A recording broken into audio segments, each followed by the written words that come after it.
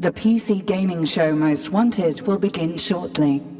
Please stay tuned for world premieres, exclusive interviews with developers, and more exciting announcements as we count down our list of the 25 most anticipated PC games.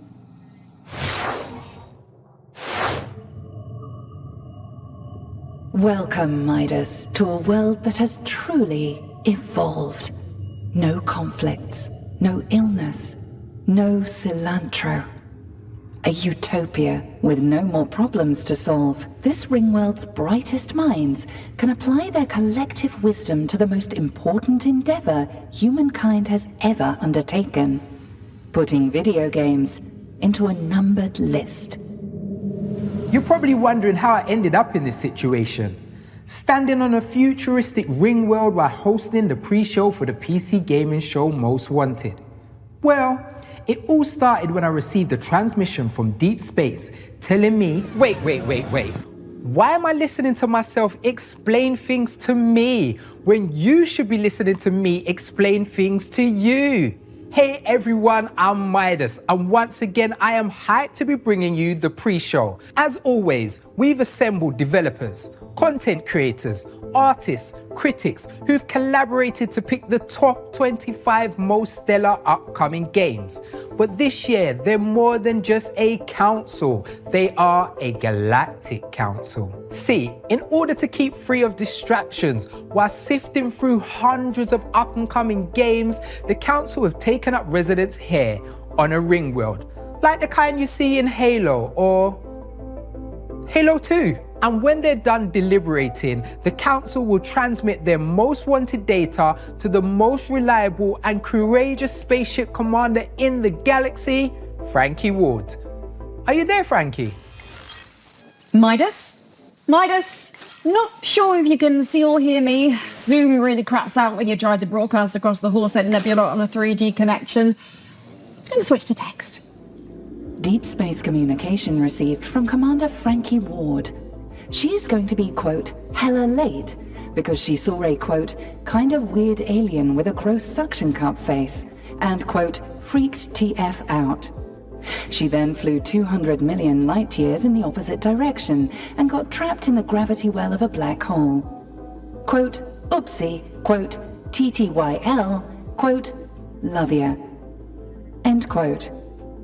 New estimated time of arrival, the year 10191. Guess we've got a little bit more time before the most reliable and courageous spaceship commander in the galaxy gets here.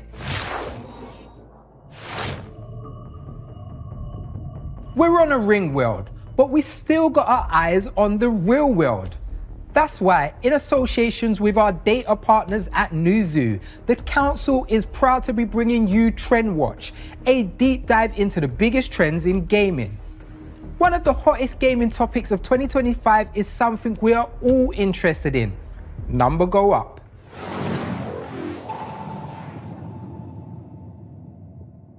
We're talking about games like Megabonk and Ball Pit, Clover Pit, Deep Rock Galactic Survivor, Balatro. The point of playing is to scale up your damage or your point total to some insane degree. The common qualities of these games are that they're highly replayable, extraordinarily repetitive. They're often visually simple. I think common characteristics across the genre are things like checklists, a huge amount of unlocks. There's always something to chase. There's something that people want to unlock in that sense.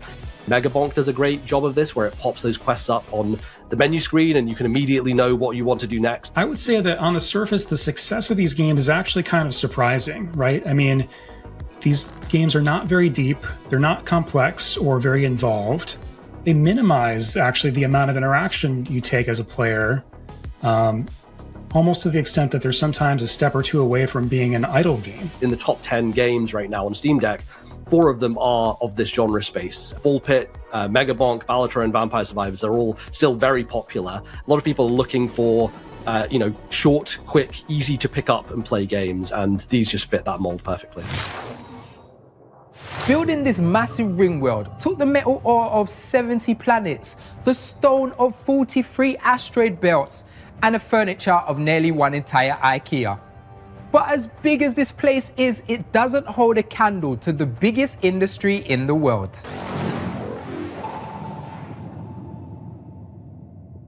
I think 2025 is quite an exciting year for Chinese studios, both in domestic Chinese market and overseas market. Black Myth Wukong is the most popular and well-known games worldwide, right? Marvel Rivals from NetEase is also very popular and also very financially successful. I think Wuchang Fallen Feather is one of the most well-known games. Chinese studios want to combine the traditional Chinese culture, the ancient story, high fidelity graphic design, and also some light tracing system. Because of the rapid development of the AI, they have lowered the entry barrier of AAA games and AA games. I know there were a lot of discussion and concerns among the Western studios, but that's not the issue in China. It's exciting, and I think it will become kind of starting point, for Chinese studios to accelerate their exploration in the overseas market. People often ask me, Midas, you're handsome. What's it like on a ring world? Well, it's not all that it's cracked up to be. If there's a traffic jam, you have to drive all the way around the ring in the other direction.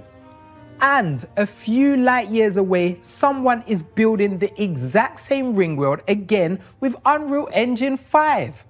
Oh, and there's these flat ringers claiming that the ring is flat and not ring shaped. Just look up, you idiots. You can see the ring at all times. Incoming transmission from Commander Frankie's ship. What now? To arrive on time for the show, Commander Ward tried to use her ship's Alcubierre drive to fold Minkowski spacetime to achieve faster-than-light travel. And? The YouTube tutorial on how to do that was, quote, like 9 minutes long and I ain't watching all that, end quote. Instead, she has entered cryosleep for the voyage, which is what she calls blasting the air conditioning and taking a nap. New estimated time of arrival, the year 40,000. I wish Frankie would get this figured out. And speaking of wishes, that's an expertly crafted segue into some new game trailers for the PC Gamers wishlist. Take a look.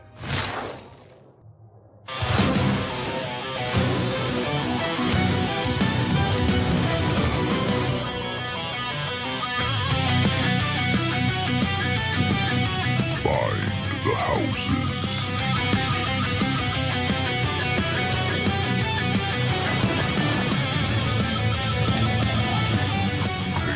The mantle.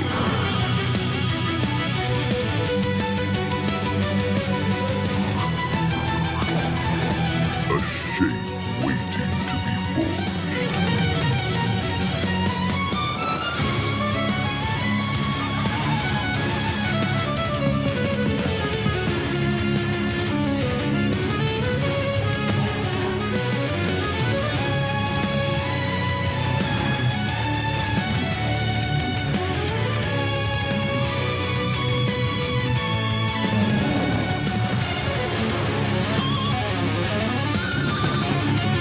Claim the castle.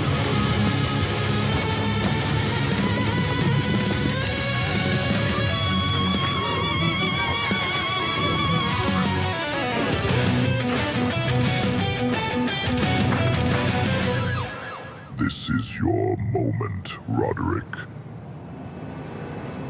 Rise to it. You know what they say? Whoever knows their history is doomed to remaster it. Maybe that's why our crack squad of intergalactic spies noticed that a lot of games we've seen this year looked a little familiar.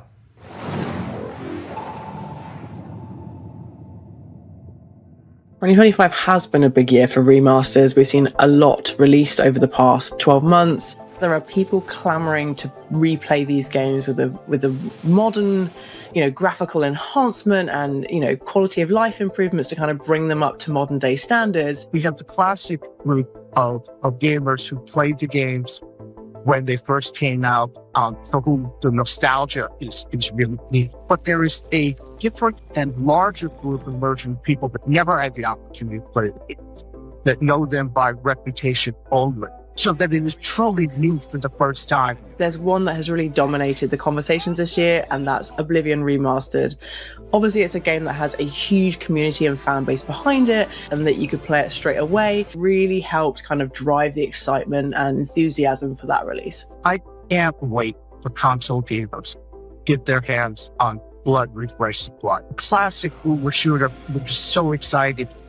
Bring it to console audience. People are desperate to replay games from their childhood that were transformative in their lives, but the wording of remaster and remake has become very tinged. There will be another generation of Sony, of Xbox titles. And the probability is that games that we were playing now, games that are coming out now, will at some time in the future be unplayable unless somebody steps in to ensure their copy. I do think there's still going to be an appetite for these games, but it needs to be treated with respect rather than just like, oh, it's slightly better graphics and, you know, slightly better frame rates, rather than like, we are remaking this from the ground up for a modern audience. So, yeah, complicated, but I don't think they're going anywhere. If it was fun then, it'll probably be fun now. I fought monsters on Mars, watched all 3 suns rise in Alpha Centauri, even introduced some alien species to the music of Benson Boone. They tried to kill me with shovels. But as much as I've experienced, I still don't really understand what the heck is going on in Roblox. Thank God our friends at Newzoo do.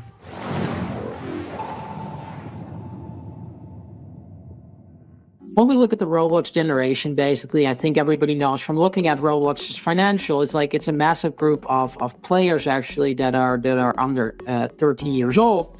But it's not just limited to them. Actually, the player base that is 13 years and older is actually growing faster right now as well. Looking at the content on the platform that has gone viral, many of these things are coming from, you know, social media, TikTok. It's mostly centered around, you know, Gen Alpha, Gen Z that play these kind of games.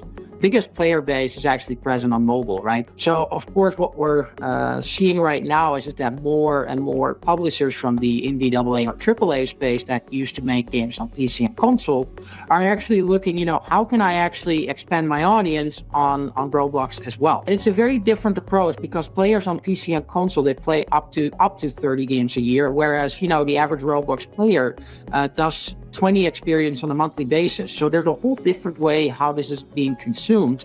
They're adding more mature content. They're adding proximity voice chat there. So there's a couple of things that they're trying to add to the platform and to these experiences. But of course, that comes with the risk of you know, the protection of younger players, basically. I mean, they're trying to figure out how to make the platform safer, but and at the same time more interesting for older players as well. Fashion in space is easy. In a utopia. Wear robes. On a spaceship, wear a jumpsuit. Want to get disintegrated? Wear a red shirt. But when it comes to fashion trends for PC hardware, our agents don't love the look of the latest fad.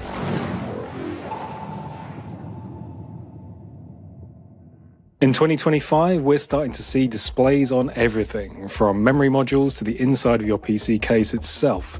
We started seeing screens appear on the inside of PCs around about a decade ago, which made a whole lot of sense because you could put a 2-digit, hopefully not 3-digit display inside your PC, and you could quickly glance over and see what temperature your CPU was at any point. Now, however, we're starting to see them on gaming mice, on the side of memory modules. We're starting to see them as internal displays for very little practical usage. I think hardware manufacturers will always try and differentiate their products with whatever the latest fad at the moment is. And to be quite honest, I could have been saying this about case windows for PCs 15, 20 years ago. That it was frippery, that it was something that potentially wouldn't catch on in the long term. And now they're absolutely everywhere. So to be honest, what do I know? All I do know is that in terms of my next hardware purchase, I doubt it's going to have an extra screen on it. I'm personally a big fan of screens. The more screens, the better, I say. Want to check the temperature of your PC? Screen. Want to see what's inside your fridge without letting the cool air out? Screen. Want to keep up with all the latest trends in PC gaming? Screen. Literally, just use your screen and go to pcgamer.com/trends. And when you're done there, keep up to date with all the games from today's show over on our wish list. Are you sure you want to do this, Midas? Yes, I need a side hustle, and there's always a bounty hunter in sci-fi. From now on, I'm Midas Bounty Hunter. Who's my first target? Your bounty is Chagatha Paladron, the galaxy's most wanted assassin. Elusive, deadly, skilled in infiltration and exfiltration, an expert in camouflage. He's a ghost, a phantom. Some say he doesn't even exist. Isn't that him right there? Yep, good job. He's being apprehended now. This bounty hunting gig is a breeze. And speaking of most wanted, here's the next game on our list.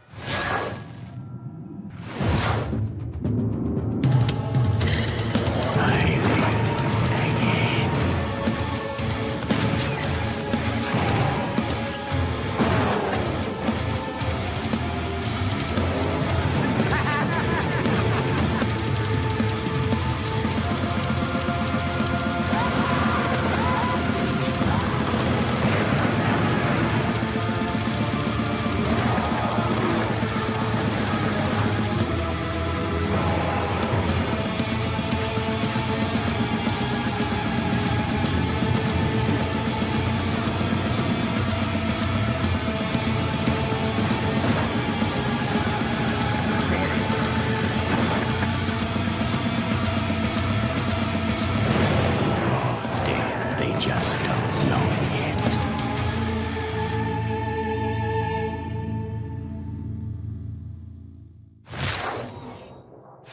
That's our pre-show, folks. Stay tuned for the PC Gaming Show Most Wanted. Hey, any word from Commander Frankie? Her spacecraft is approaching at 200 times the speed of light. She will arrive on time, or collide with us, and obliterate this entire ring world and everyone on it in 30 seconds. Please stand by for complete annihilation. Or the PC Gaming Show Most Wanted, sponsored by Xbox Game Pass.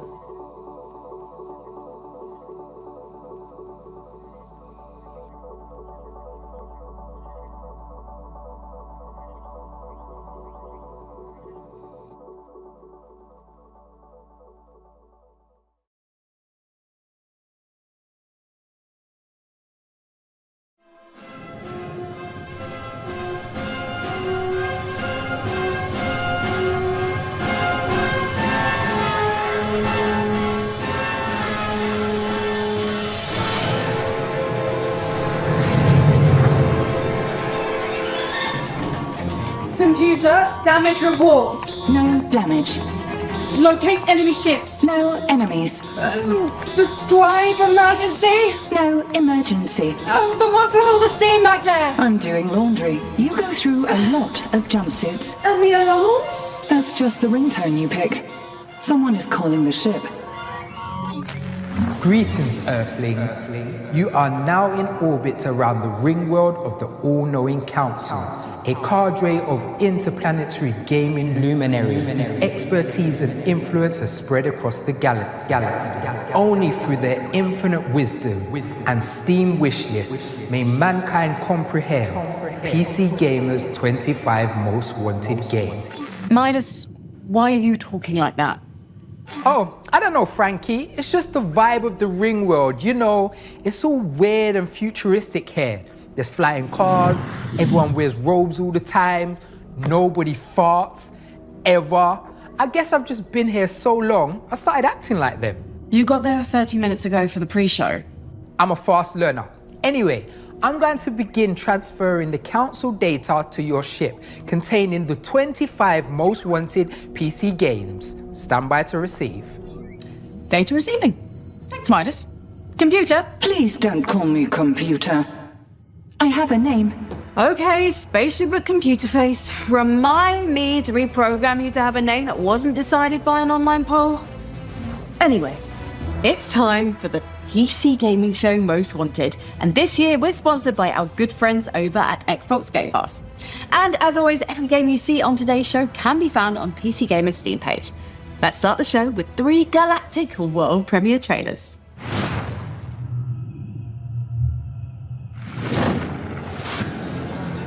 Bushido. それは己の均衡を保つこと。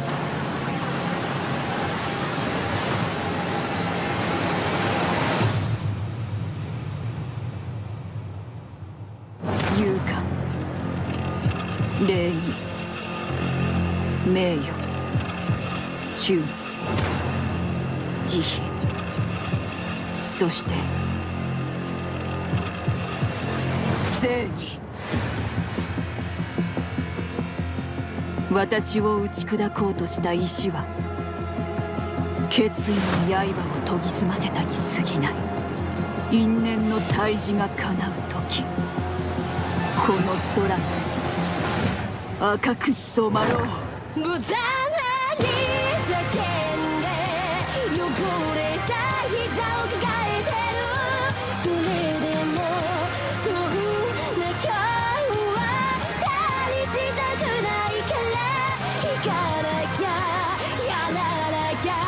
しわくちゃの顔のままで生きるよ。あなたがいないこんな世界を愛せるようにくだらな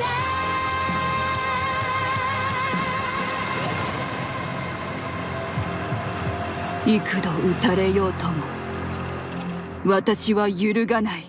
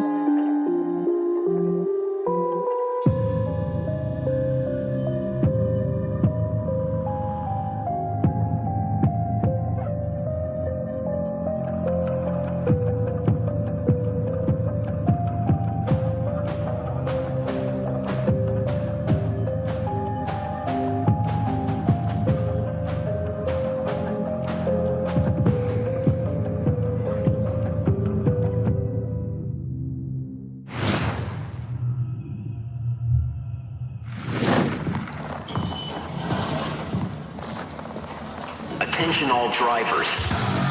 This is your 1-minute warning. 1 minute to showtime. Those who are about to die, we salute you.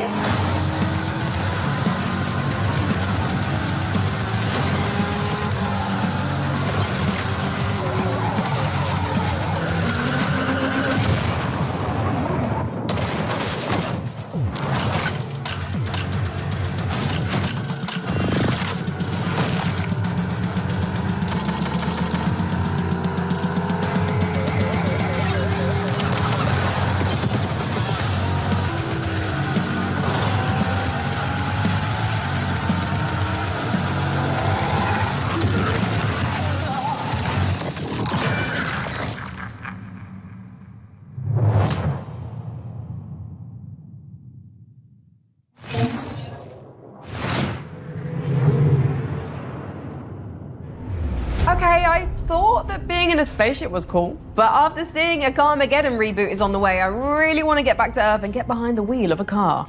But first, my sacred duty as a Starship Commander, introducing a new segment.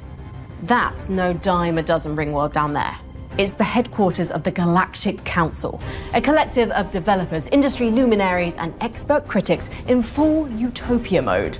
Everyone's in a toga and they spend all day writing the worst poetry you've ever heard.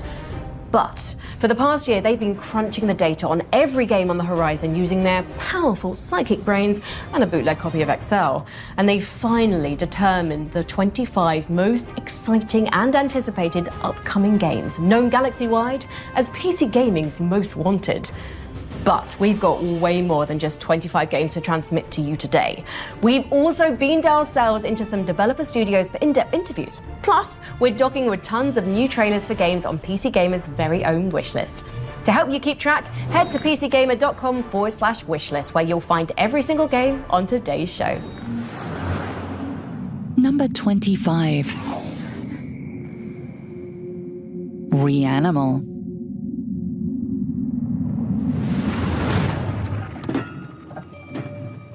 We have loved games like Limbo, we have loved games like Inside, and from the same creators as two other games that we love so much, Little Nightmares 1 and 2, we now have Reanimal, and I was lucky enough at Gamescom to try out the demo. The whole booth was so scary that we got jump scared by the attendants that were there. It was so funny. But the game so far, first impressions, just absolutely incredible. The graphics are just head and shoulders anything that I've seen from this type of genre before, the lighting, the atmosphere. I love that I got to play it with a friend, and the fact that it's multiplayer is just such an added layer to the excitement of things like this and things that we know work, and we know we're in good hands. I just can't wait to see the full thing. I can't wait to see what they do with it, and I love that they've taken all their creative geniuses and squeezed them together and brought us something different, and I just cannot wait to play it. Good night, and good luck to you all.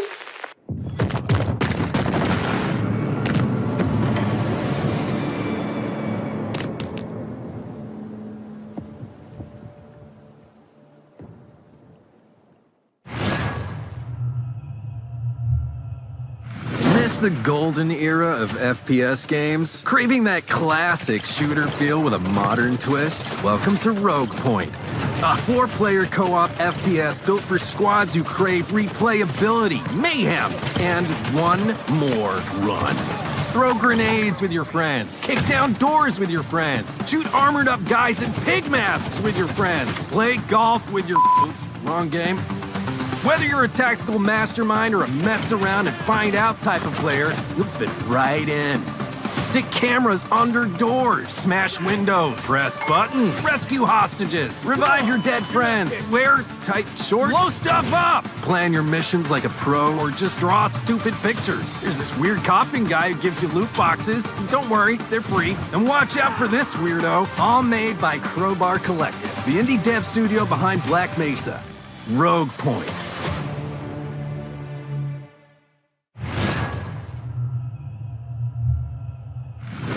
The game is on.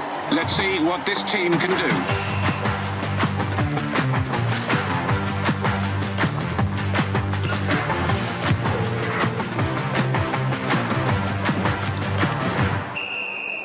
And that's the kickoff. Knocking it about, looking for space. They're trying to find the rhythm as they build up. Lovely ball on there. He's outpaced them. Yes, he's there!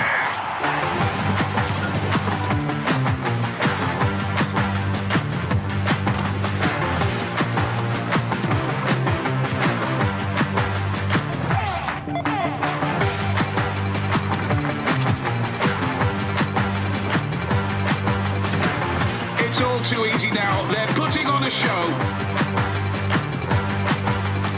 This is some super football. Can they take it all the way? He can! Oh, that is sensational!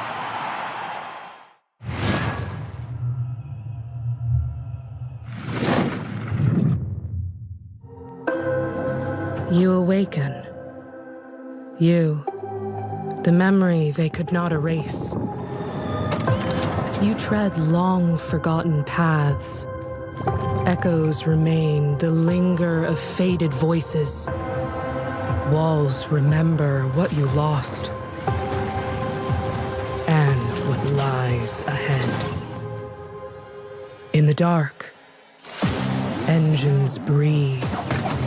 In the shadows, they watch. Some will aid, some will hunt. And each time you return, this world remembers. Fragments of your past, stitched back together. Every step forward, a memory awakens, and each of those memories is what shapes you.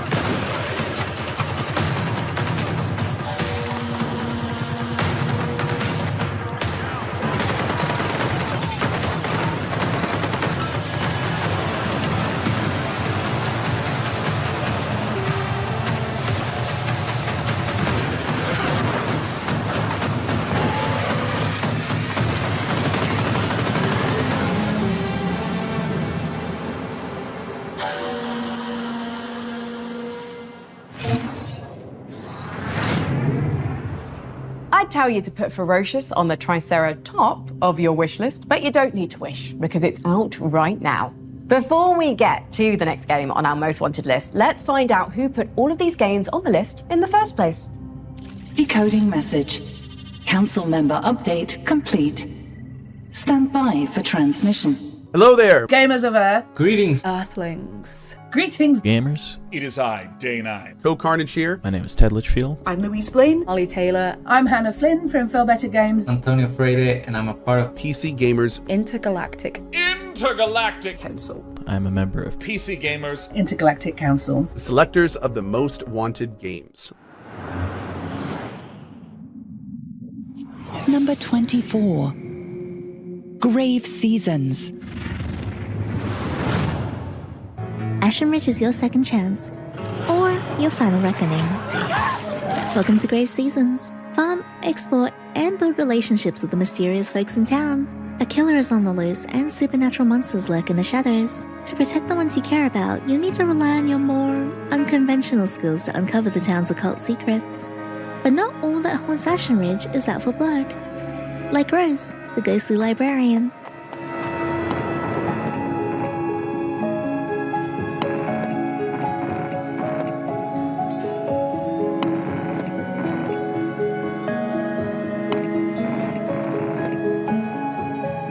Grave Seasons releases 2026 for PC and consoles. Wishlist now.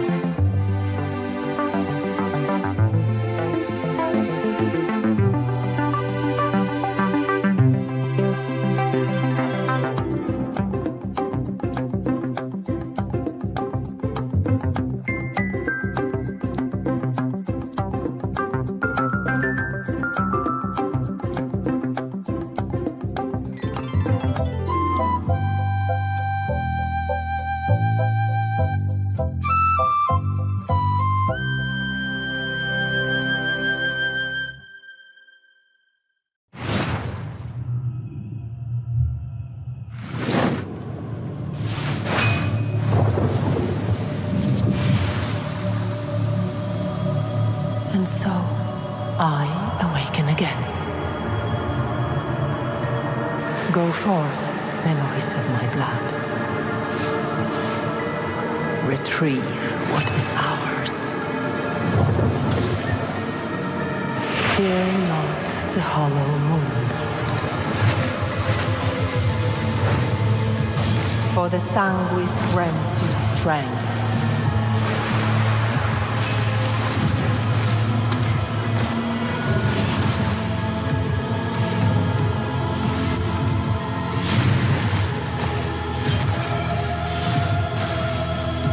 Drench the world in blood so it may live.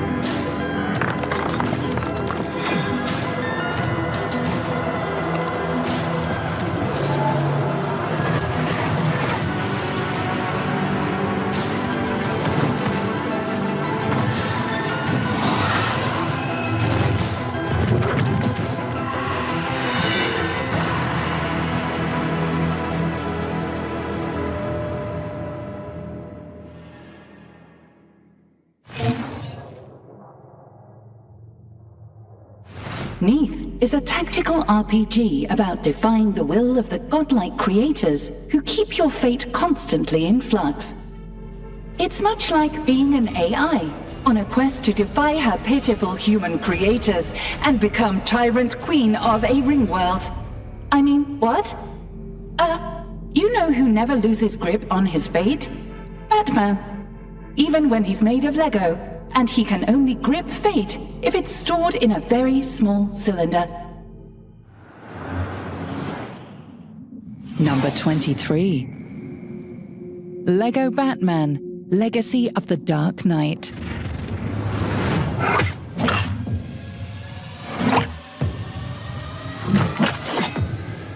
Did you ever see a game that was so laser targeted on your interests that you felt a bit personally attacked? I'm Batman. I first saw the trailer for Lego Batman Legacy of the Dark Knight this year, and what do you mean? I get my two favourite game franchises in one. I get to do detective work and beat people up and see all the iconic villains of the Batman Arkham games, and I also get to clonk my children on the head with a saucepan like I do in the Lego games.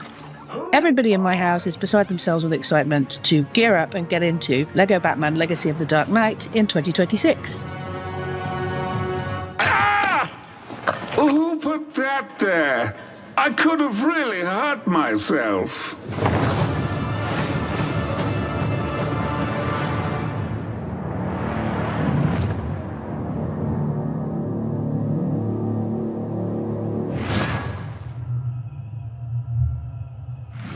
So you like dogs, Wouldn't you be happier with a bigger hound? Simply get another dog, put them together, and bam! You have a bigger dog! You've got dog cards in your dog deck, dog play in them until your dog get a big darn dog. Dog tags will change the game for you, kid, shaking up the way the world works. Might seem a little fruity to you, but between us, it's all dogs. Dog pile, out this year, but there's no time left.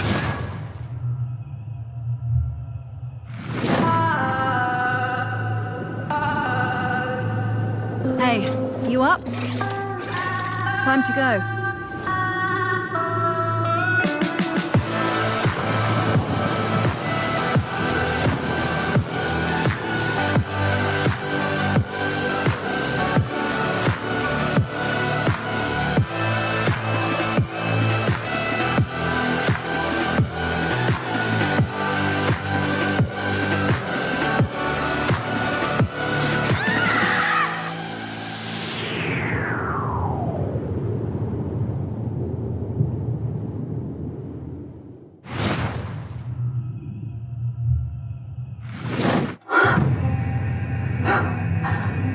Following in Armstrong's footsteps, I can almost feel the history under my boots.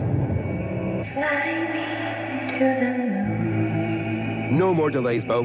Do what you must. Everything depends on you. Coyote's not saving anyone, Bo. You're trapping people in a digital hell. Scanning process is almost always fatal. So Coyote died. Good riddance. His legacy will die with him. On Jupiter and Mars. You're racking up quite the body count. Mankind will forget who they were. Just do it. Never. You hear? Never. Mass murder is not the way. I don't know. Am I mistaking data for an afterlife? But if memory isn't worth saving, what is?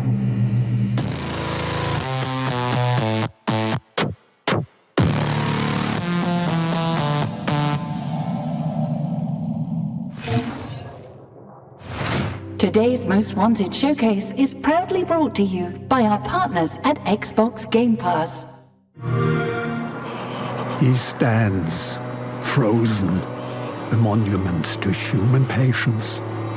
Winter has carved him with cold precision. Frost clings to his lashes like ghostly barnacles. That was then. This is how we play now.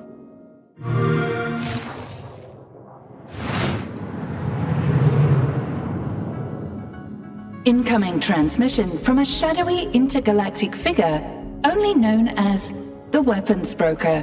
As a rule, I try to avoid shadow figures, but I do like weapons, so I'll accept the call.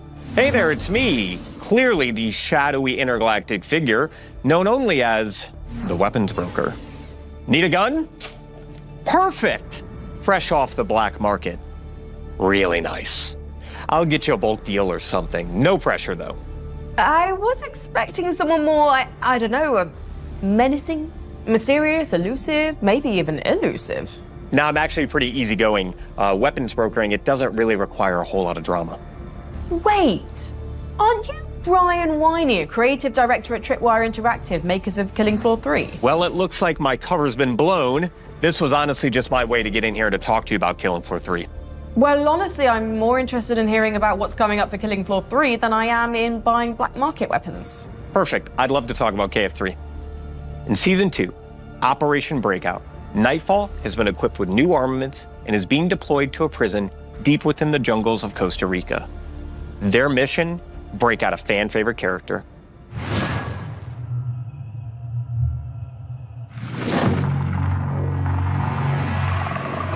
Specialist, our current crisis requires the experience of veterans from the 2020s outbreak. If you're wondering where these sprightly seniors might be found, I know just the place.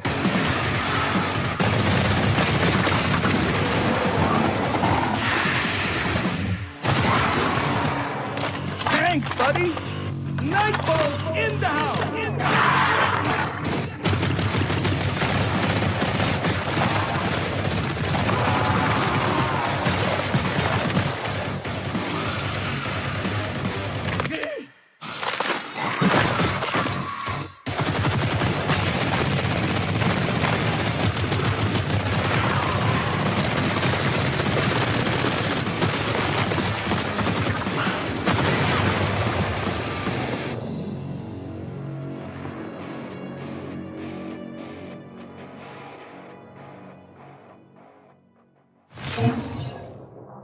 That's Killing Floor 3 Season 2 Operation Breakout. And next on our most wanted list, a game with the best kind of travel, time, and my favorite brand of punk, Steam. Clock this one. Number 22. Clockwork Revolution.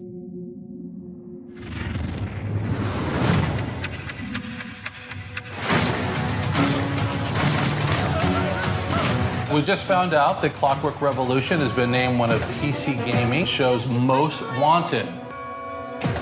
The reaction to our last trailer absolutely blew us away. The passion, the theories, the excitement from our fans, it's been incredible fuel for our team.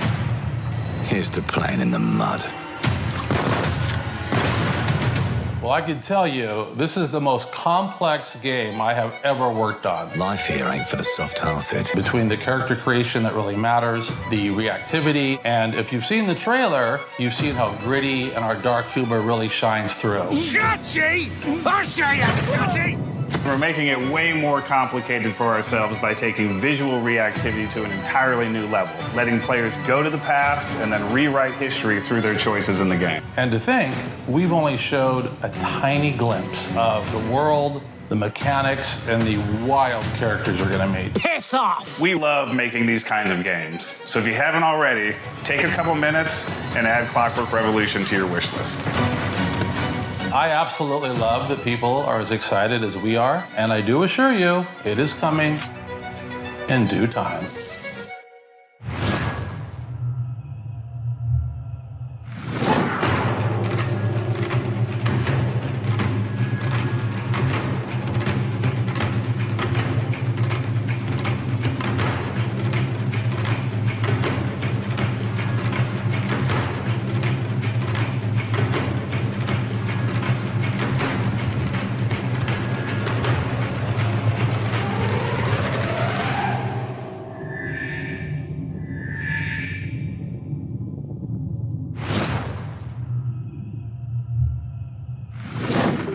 I'm Gregorius Kithiotis.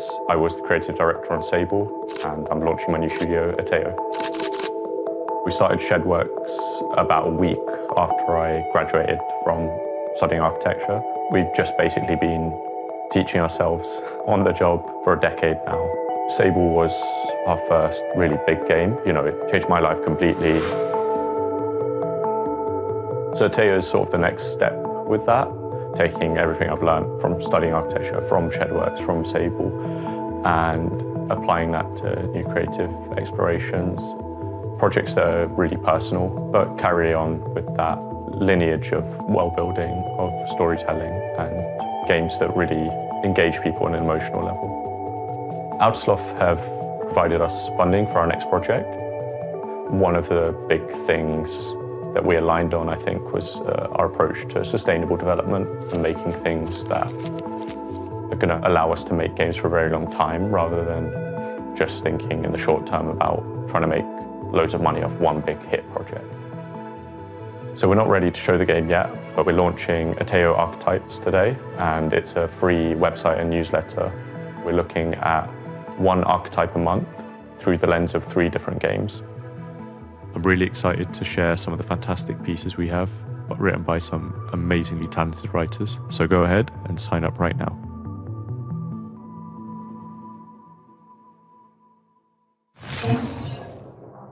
We can't wait to see what Ateo Studio is cooking up for us. Now, onto the next game on our most wanted list, where the entire world is just about to end and you're the only one who can take a few steps to stop it. Number 21. Recur. Hello. We're very grateful that Recur was one of the games selected for the most wanted list for this year's PC Game Showcase. The amount of interest and support has been amazing, and we can't wait for you to dive into our puzzles, spend time, and stop the catastrophe. Have fun.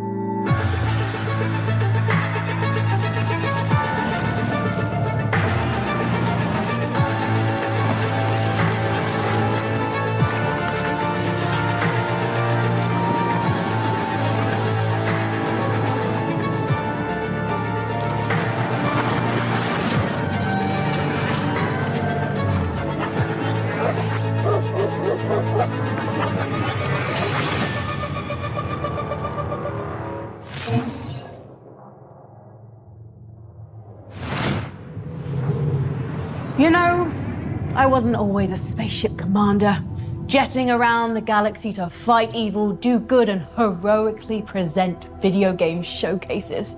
I got my start as the operator of an enormous planetary defense cannon until they kicked me out because I couldn't pronounce my job title. Here's hoping you don't have that problem in Planet Inverted Gun, Planet PBKK. Number 20. PVKK.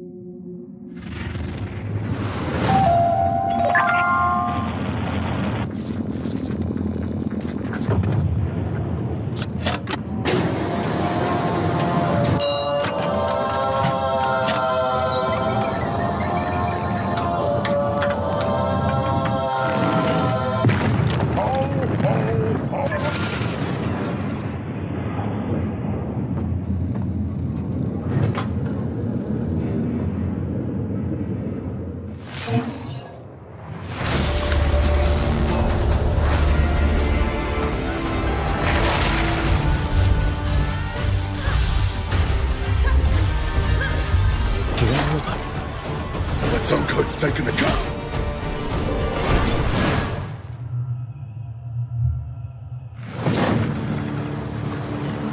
I hear an ancient call rising from the depths of the Nile. They cast an enigmatic shadow from beyond time, leading me into this realm of shifting sands. They say, to safeguard this land, the ancient gods shattered their vessel into 14 fragments. Only by restoring them can one bring the civilization's revival.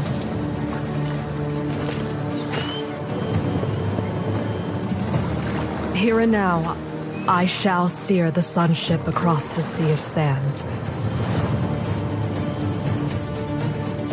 I will lead my people to build a city in the sky, and they will flourish in this land.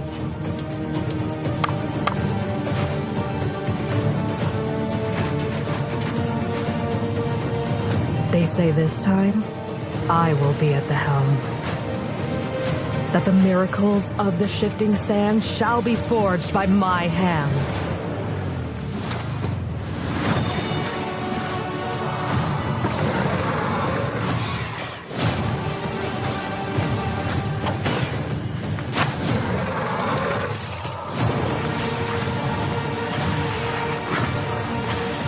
They promised me truth. The truth hidden behind the mask.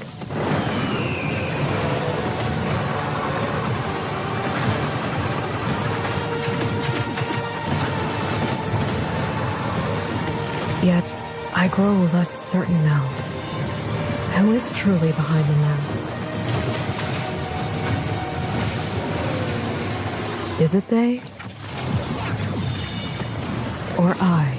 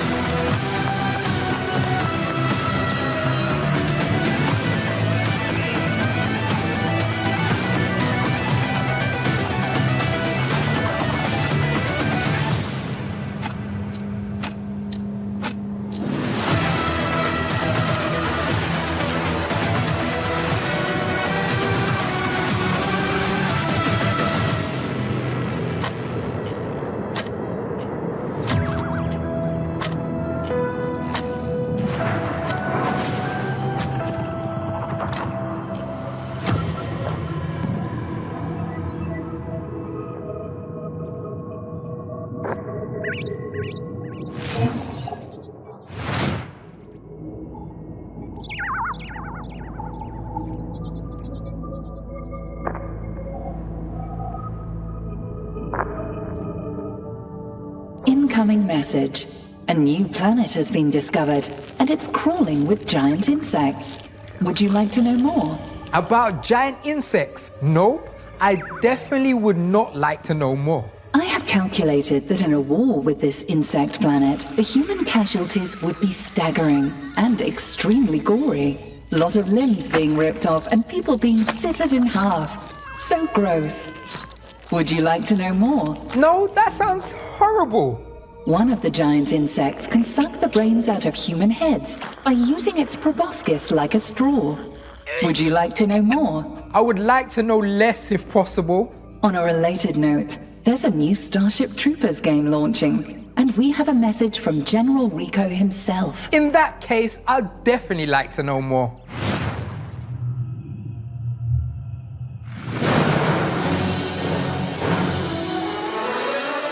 Hi, I'm General Johnny Rico, and I want to thank you for doing your part by tuning into this broadcast.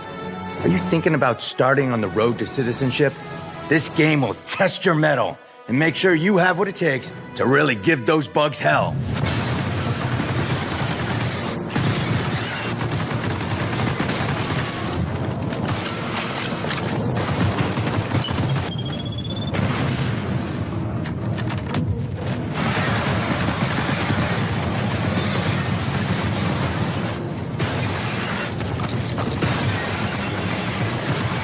Would you like to know more?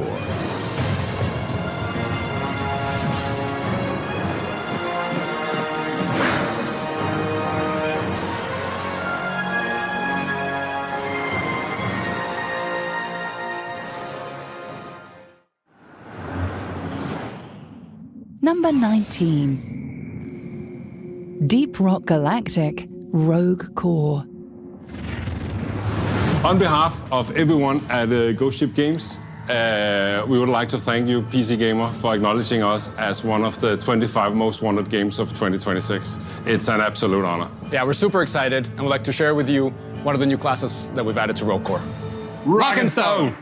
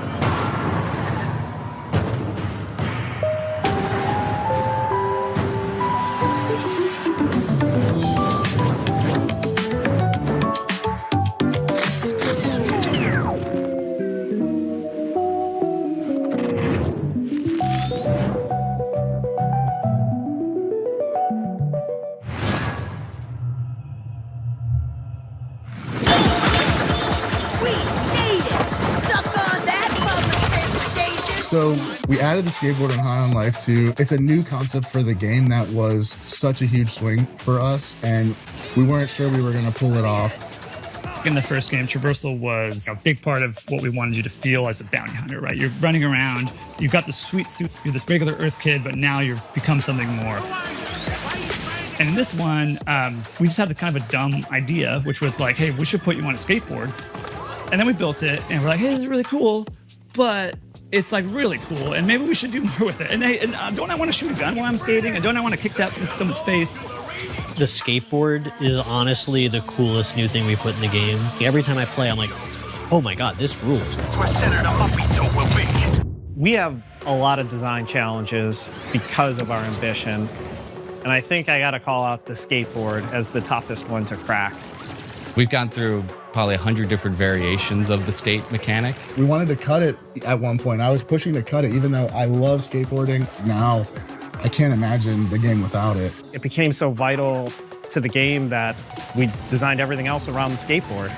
Sound designing the skateboard was like a lot of fun. Sure thing. We made it out. We wanted to bring out like every little movement that you do, like, you know, pedaling, you're doing jumps, you're doing tricks. So we tried to make those sounds a bit more beefier than life. Oh, I'm dizzy. So in High on Life 2, you could use the skateboard as a weapon. It's actually a major weapon for you. You could just kick it off and slam it into people's faces. Where we ended up with the skateboard is so amazing that I'm just really proud. I'm really proud of what the team did. The risk was huge, and we finally put it into people's hands, and we were terrified, and it ended up being really cool, and that was really heartwarming because it was such a big, scary, risky feature for us.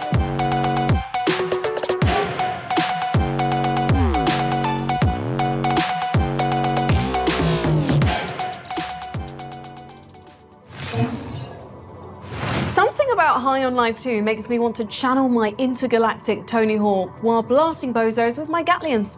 High on Life 2 is in its final stages of hyperspace travel and will enter the Earth's atmosphere on February 13th, 2026. Pre-orders are available right now. Shippy, how's our transmission? Any updates? Please stand by for error file missing. Scanning security footage. Footage stolen. Sounding alarm. Alarm disabled. Conclusion, this ship has been raided by thieves. And now, a message from those responsible. Number 18. Thick as Thieves. Thick as Thieves is a multiplayer heist game that focuses on stealth and social manipulation. It's an immersive sim that explores a lot of Thief's ideas, but actually pits you against several other players as you each run around the map trying to steal the same MacGuffin. Better yet, the game is being headed up by Warren Spector, one of the names behind games like Crusader No Remorse, Deus Ex, System Shock, and Thief Deadly Shadows. Now, I saw a little bit of Thick as Thieves myself at GDC last year, and as someone who is a little past his prime when it comes to multiplayer shooters and also has a Deus Ex tattoo, this feels like it could be right up my alley. A multiplayer game that values brains over twitch reflexes, built in a world of magic and technology smushed together. I can't wait to see more. It's definitely one of my most wanted games. Things could go many different ways.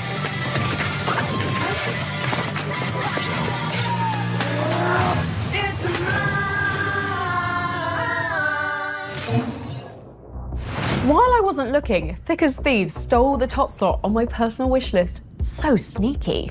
And speaking of swiping things that don't belong to you, we were so interested in the next game on our wish list, we infiltrated the studio and found where the developers were hiding. Here's what the team at Night Street Games, who also happened to be the manager and lead singer of Imagine Dragons, had to tell us about their 5v5 Capture the Flag shooter, Last Flag.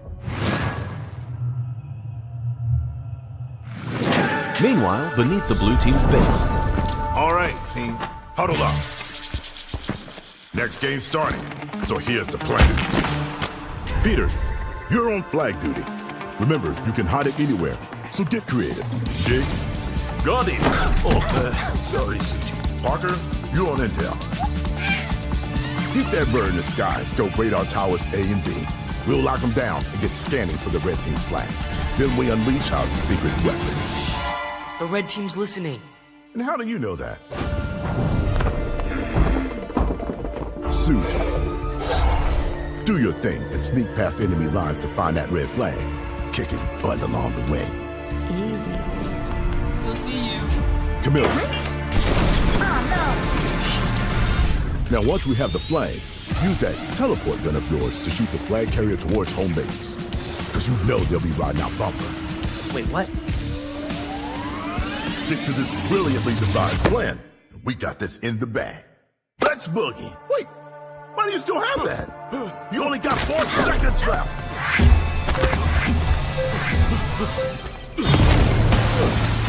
Bingo. All right, team. New plan. Just wing it.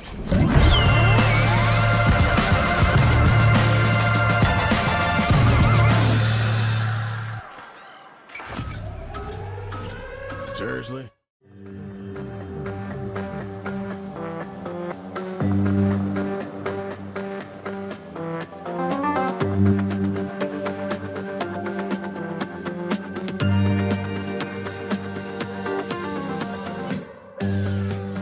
Last Flag is a capture the flag game.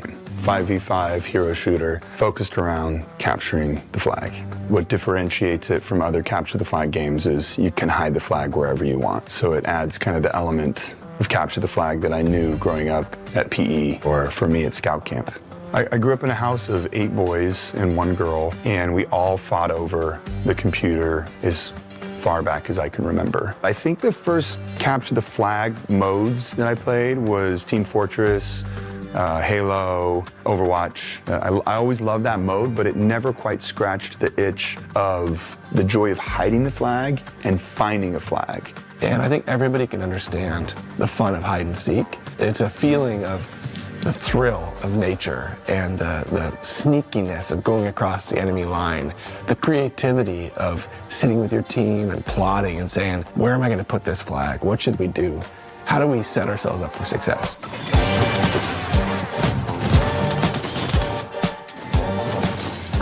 So before the game starts, you can volunteer to be a flag hider. If multiple people volunteer, then it just chooses randomly between them. If nobody volunteers, somebody is voluntold, and they're given the flag. The first minute of the game is flag hiding. It feels a little different than your average shooter. You've got this like 70s spy thriller music playing, and you're sneaking around, trying to kind of outsmart the opponent pre-game and think about, do I want to place the flag somewhere that's easily defendable? Do I want somewhere that's a little more sneaky? And during that time, the other players on your team can either be helping you hide the flag, or they can be farming these golden cash spots and earning a little pre-game money for your team. And then when you return the flag to your base, you then have to hold it for a minute to win it. The tenseness of it, the joy of them trying to come in and get the flag back and you holding the flag, it always makes for just wild moments. The music changes. It feels like a Chicago meets like action movie in the 70s. There's these like horns playing and it's all building up.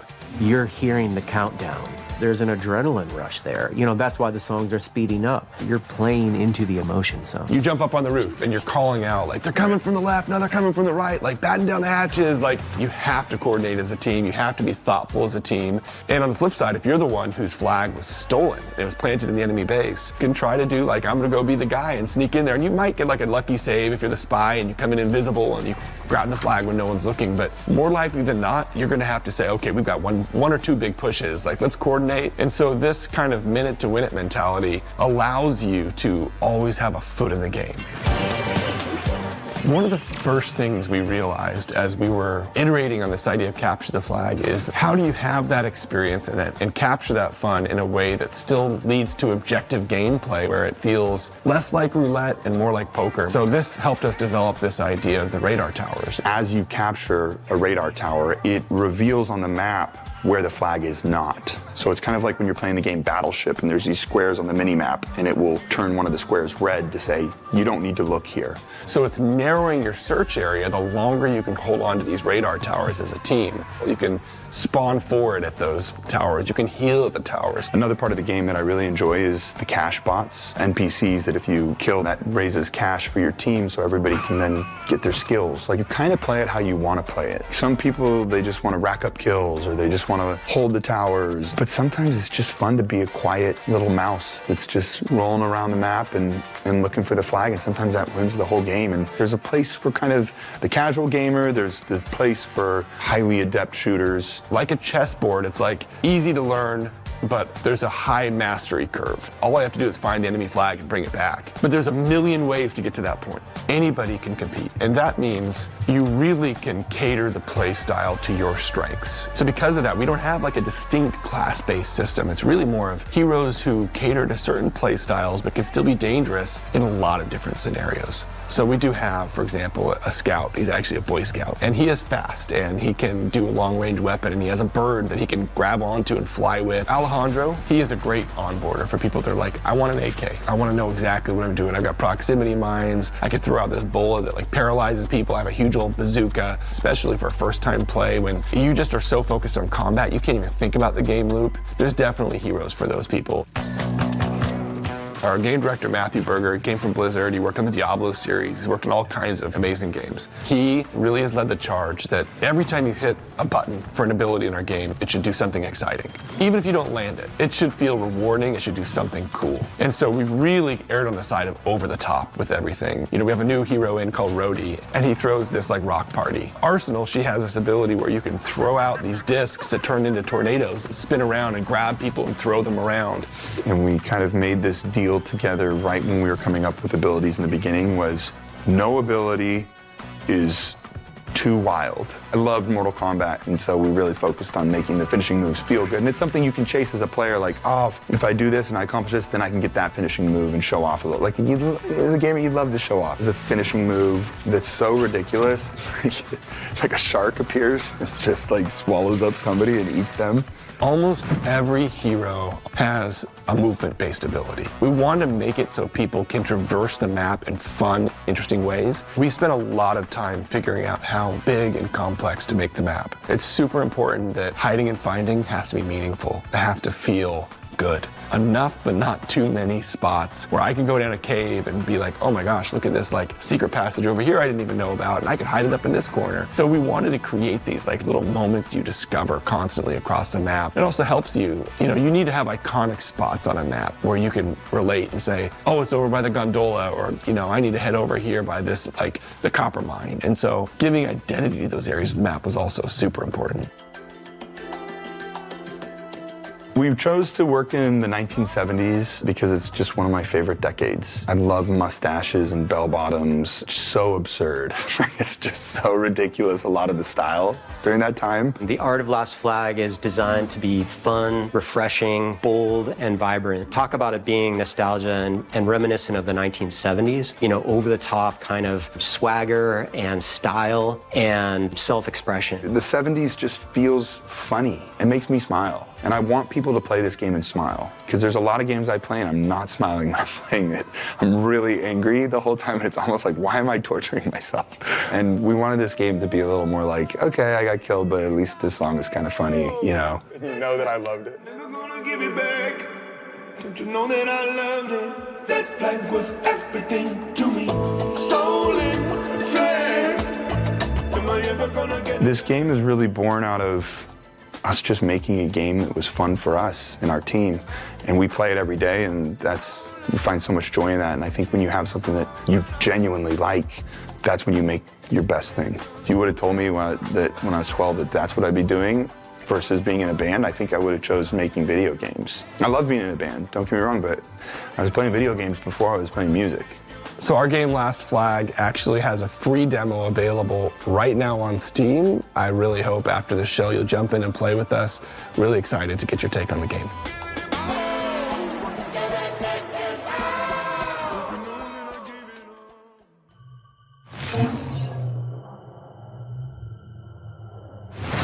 As an all-knowing artificial intelligence, people always want my advice. Well, here it is. If a pale man with a face full of needles ever offers you a mysterious box, just say no. A goth nerd is trying to get you to do a Rubik's Cube. Or it's Pinhead from our next game, Clive Barker's Hellraiser, trying to drag you into the abyss. You'd better hope it's that one. Number 17. Clive Barker's Hellraiser Revival.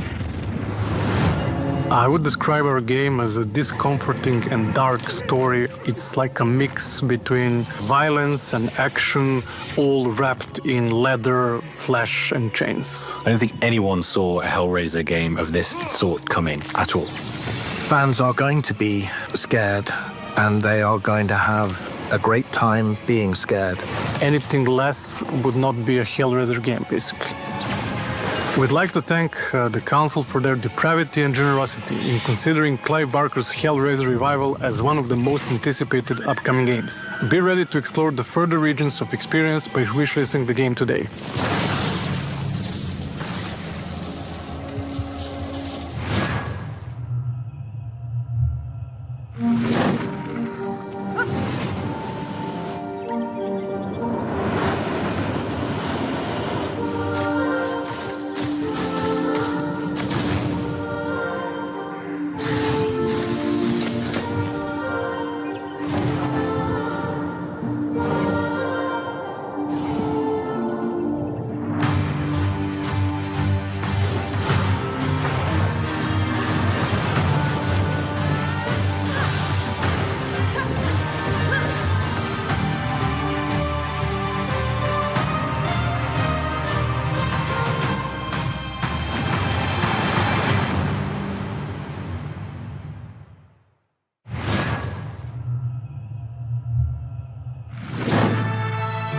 This isn't just a city. It's a place where Mokitons and Tamers truly live together. Over time, they grow stronger. Not through training alone, but through their bonds. Together, they can overcome any battle. It's you who gives them that strength. Build a home for them in Tamertown.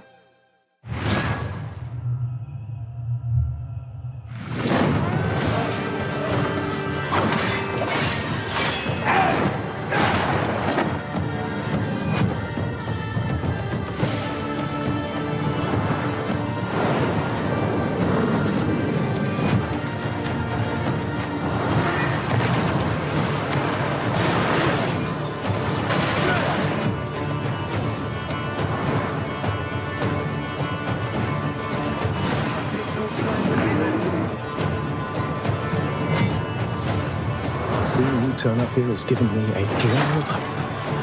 The turncoat's taken the cuff.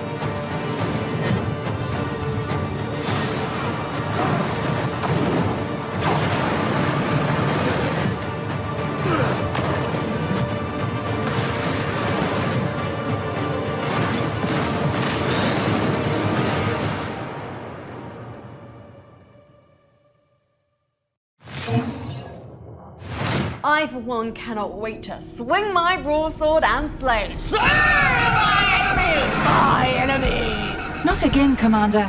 You remember the last time you entered a berserker rage? Oh, those poor porgs. I can never revisit Epsilon 5 again. Moving on. How is it that vampires are awesome, but a half vampire is twice as awesome? Our council will be happy to explain. Number 16. Marvel's Blade. Attention, the sun is currently setting. All citizens are required to shelter in dorms. Turn that shit up.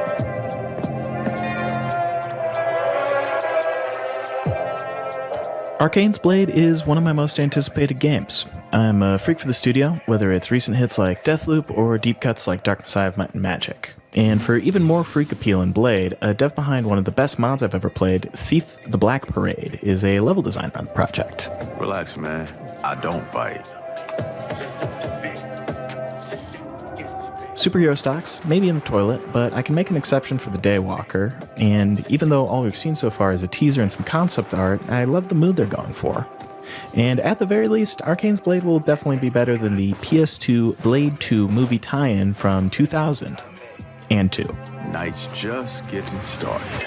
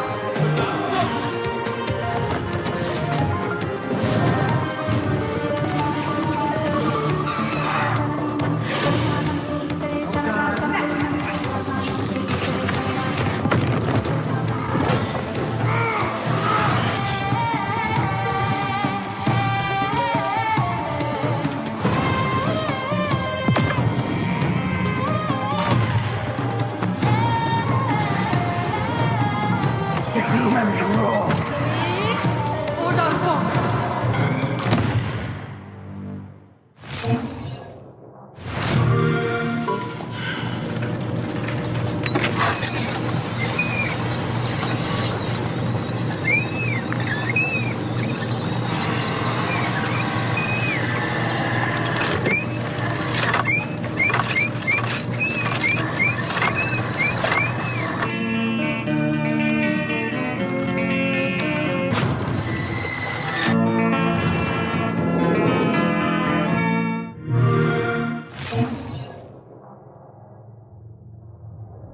Computer?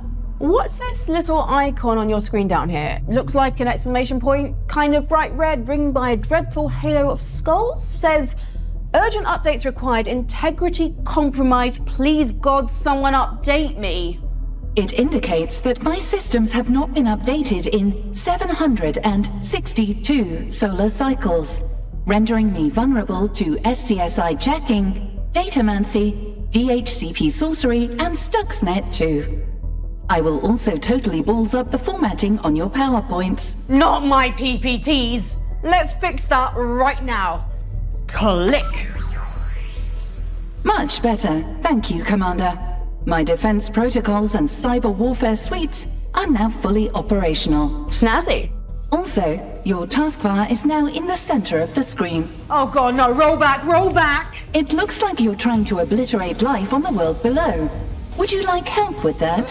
No, bad, stop, halt, cease! Missiles launched, Commander. What did that do? You have deployed and fired the ship's Class 4 iron hypercannons. An area approximately 116,806 square kilometers across has been annihilated in nuclear fire. Oh. Fortunately, the area was uninhabited. Save for 4 million acres of woodland, 53 varieties of exotic flora, and 1 species of owlfish, now extinct. Evil owlfish? It would be illogical to apply morality to... With me here? Yes.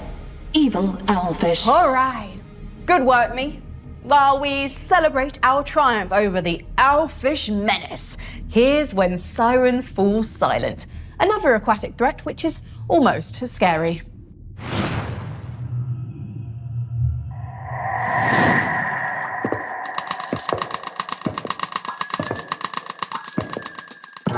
Good evening from this special edition of TG.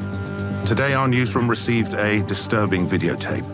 It was a tough decision to make, but we hope that by showing this videotape in full, it will help keep this young girl safe. We apologize in advance for the nature of this footage.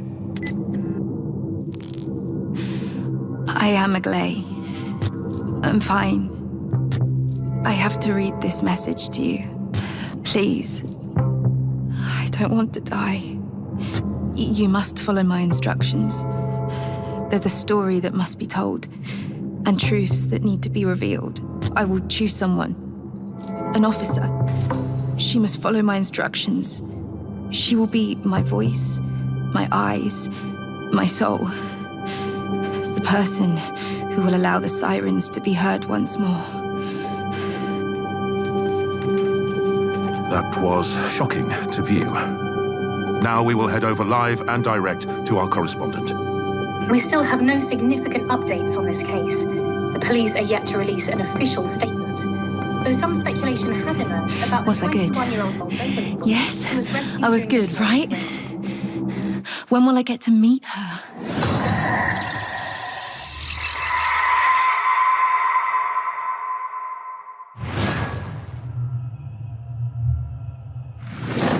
In the beginning, there was nothing. You were programmed for one purpose: to build with precision.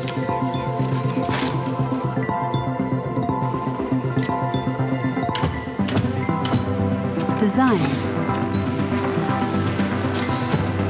Optimize. Create.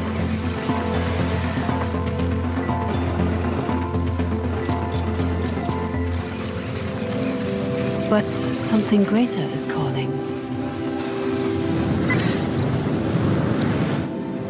Modulus. New demo available. Wishlist now.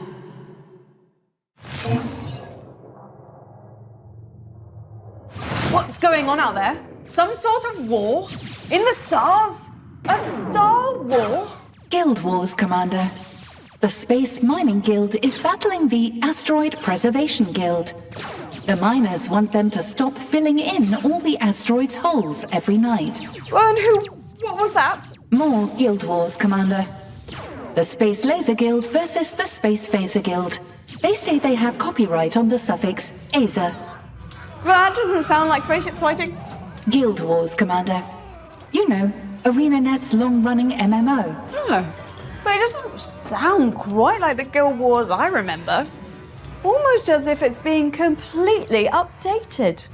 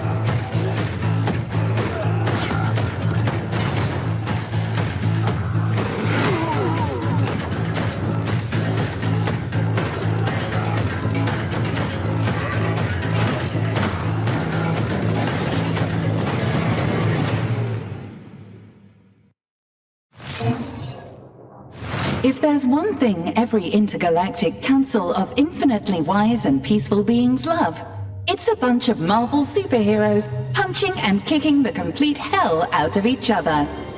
Here's a look at the next game on our most wanted list. Number 15. Marvel Torcon Fighting Souls. Marvel Tokon Fighting Souls is raising the bar for tag fighters, which, if you didn't know, are having a little bit of a comeback right now. It's the first to sport 4v4 battles, which sounds a little bit intimidating, but I assure you it is far from it.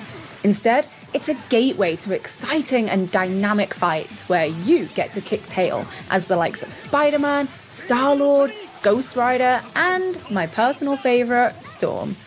With gorgeous visuals, a kick-in cast, and let's not forget fighting game veteran Arc System Works at the helm, I am beyond jazzed to see Fighting Souls throwing its hat into the tag fighter renaissance ring.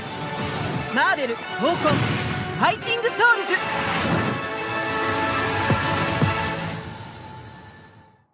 PlayStation.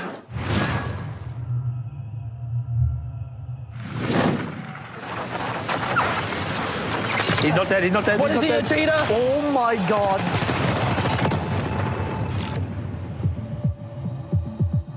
Thank you guys for coming. Thanks for inviting us. Ebba and TGB, lead away. Ready up. There's a guy to the left. There's a lot of dudes here. Oh, the melee is so sick. Light bomb kill. Drill is up. Drill it, baby, drill.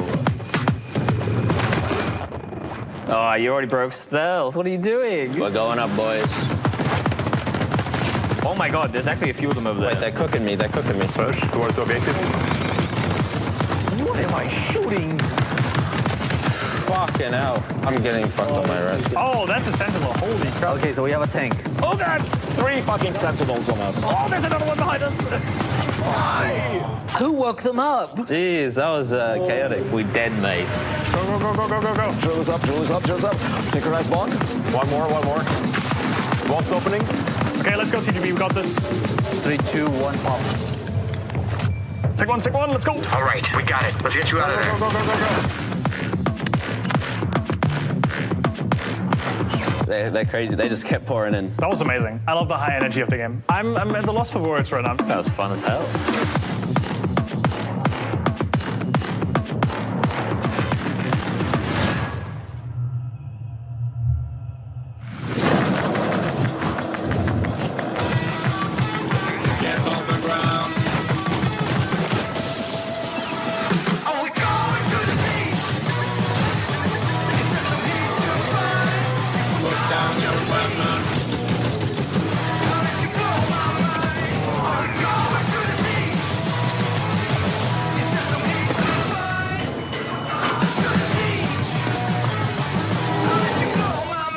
Restoring factory circuit.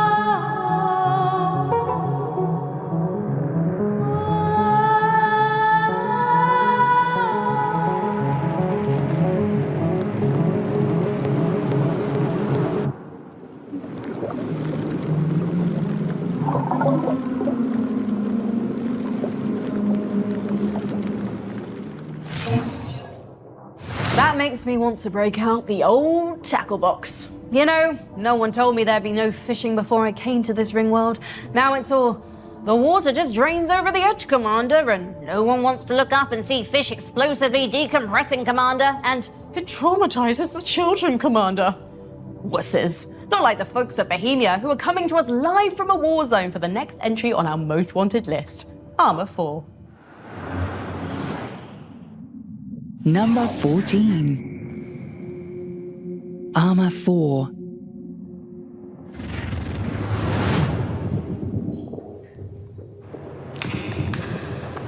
Hey PC Gaming Show, this is Armor 4. We greatly appreciate you for selecting us as one of the most wanted games for 2025. Currently, we're allocating strategic assets and resources to successful completion of the task. In the meantime, game on.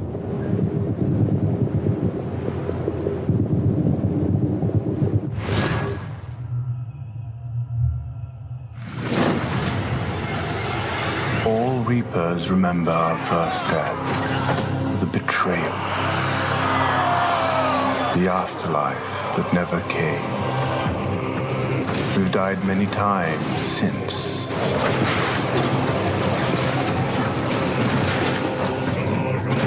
But for us, Reapers, death is but the beginning.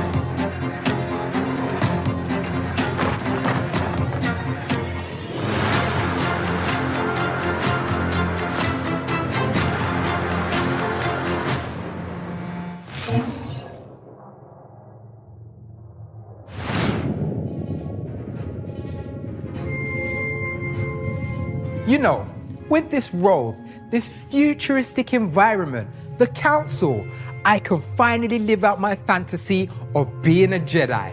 Warning. The term Jedi is prohibited as it is trademarked by an extremely large and litigious corporation. Can I still use The term Force is also prohibited. Can I at least have one of those? The term lightsaber is prohibited. And before you ask, so is laser sword. Fine. How about energy stabby thing? They can't stop me from saying energy stabby thing, can they? Consulting with Galactic Legal Database. Energy stabby thing is acceptable. Yes!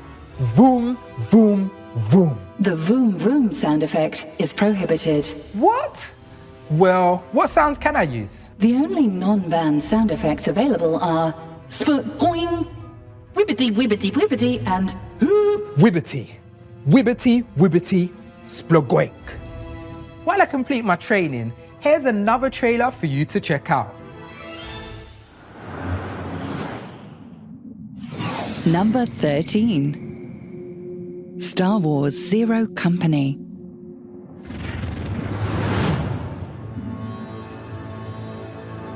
I love XCOM, so the idea of a similar strategy game set in a galaxy far, far away is something I'm really excited about. Star Wars Zero Company looks like a new, grittier take on the universe.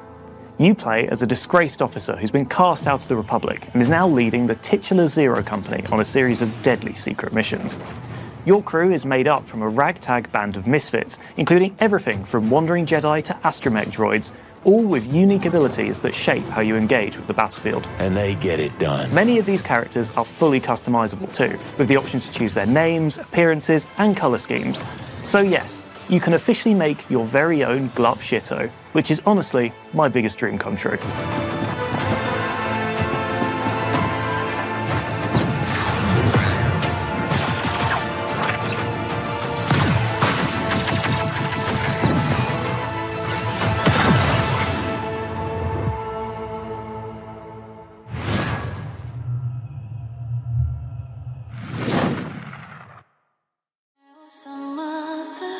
Senpai, I'm getting kind of bored with this world, you know? Let's do this.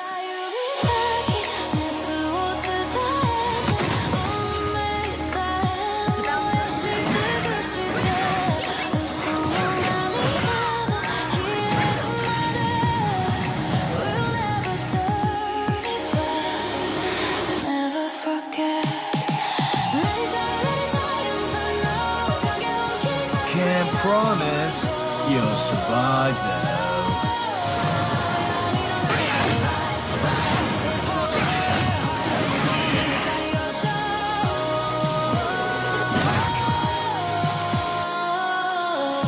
You better not let me down this time, Senpai.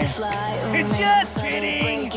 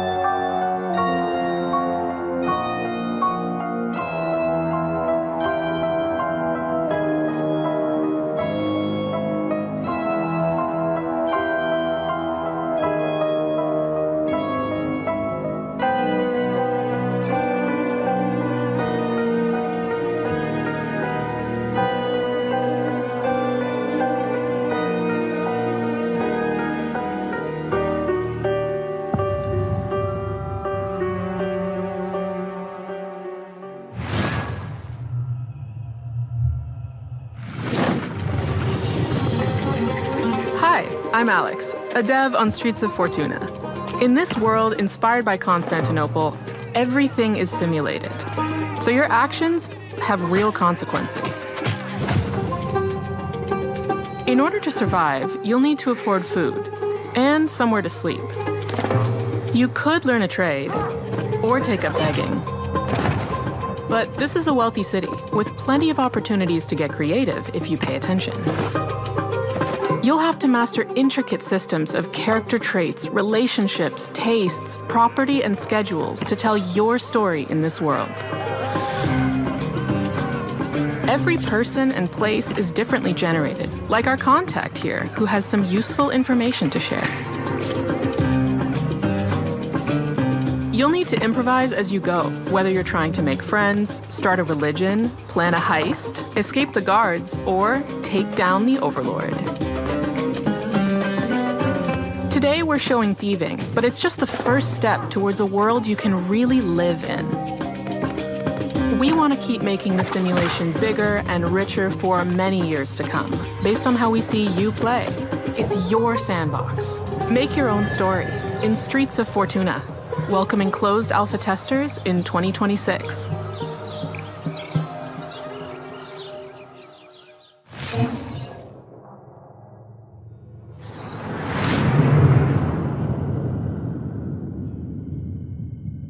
Incoming call from Midas. On screen?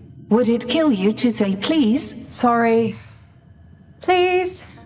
Hey Frankie, I thought I'd come up there and check out your spaceship. Should I get a spooba? That's what they call a space Uber, spooba. It's a terrible name. No need for a spooba. I've got a teleporter. Beam me up, Scotty. No, it's me, Frankie Ward, from the PC gaming show Most Wanted. Yeah, I was making a joke, you know, Scotty from Star Trek? Who from what? How did she become a spaceship commander? And done. Welcome aboard. I'm still down here on the ring world. What happened? See, the teleporter is subscription-based and I don't want to pay $19.99 a month, so I'm using the 7-day free trial, which only lets me teleport 1% of your body mass at a time, so only your hand came up. You do see the problem, right? Yeah, it's going to take like an hour to get all of you up here. And it will literally kill me? Right. You're saying you don't want that? Just beam my hand back onto my arm, okay? Aye, Scooty from Startron, right? No, you're Scooty. I mean Scotty, and it's Star Trek. And please hurry. It's hard for me to convey the degree of comical irritation with only one hand to gesture. Unfortunately, to re-teleport your hand down there, we've got to watch this 30-second unskippable ad. Frankie!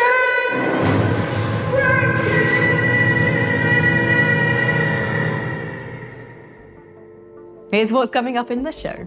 Means is to slay the fool. I should have known you were behind this, kid. Rise and join me. Next on our Most Wanted list is the fourth game in our favourite long-running RTS series. Number 12.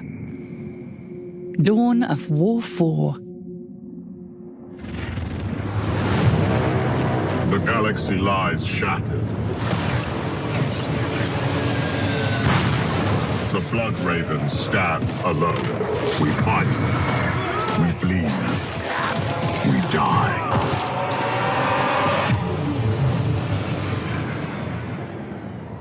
For centuries, we have been sworn to defend Kronos. We have returned to find a world in ruin. Orc warlords infest the surface. Mechanicus priests pursue knowledge long forgotten. Ancient horrors awaken, claiming dominion over all. And something still stirs below. Buried deep, lost for eons, and never meant to return.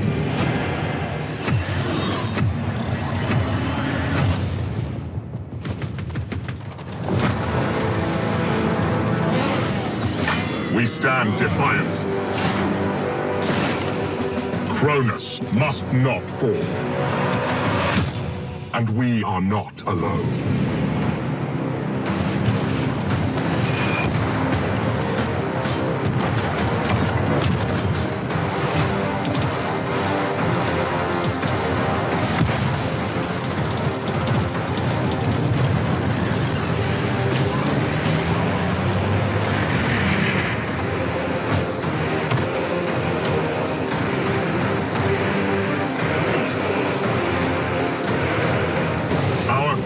is untold.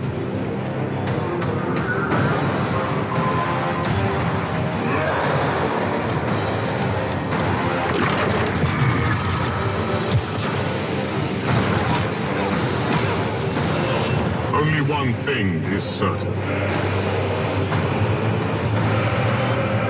War has returned to Cronus.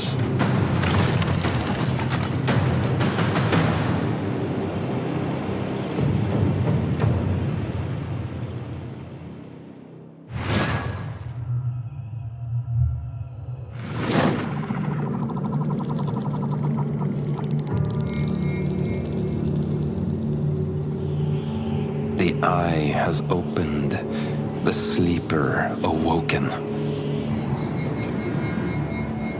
All that remains is to slay the fool. And here you are.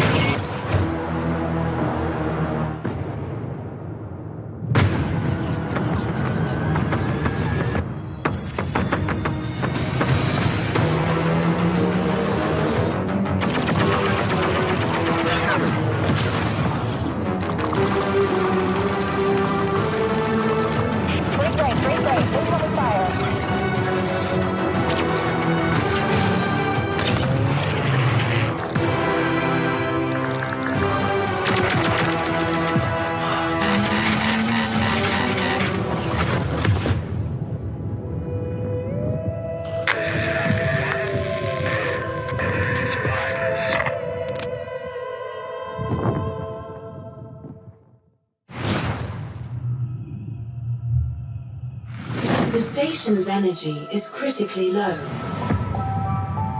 The crew is unresponsive. Please contact headquarters. I don't know how long I've been trapped here. Days? Months? This place is twisted.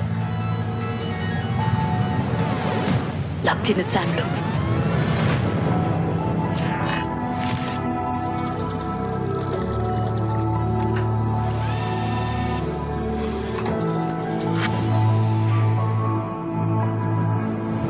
We were meant to find answers. Now I have to find a way to escape this place. The clues are all around me. My mind is the key. Frankie, report to the medbay. On my way.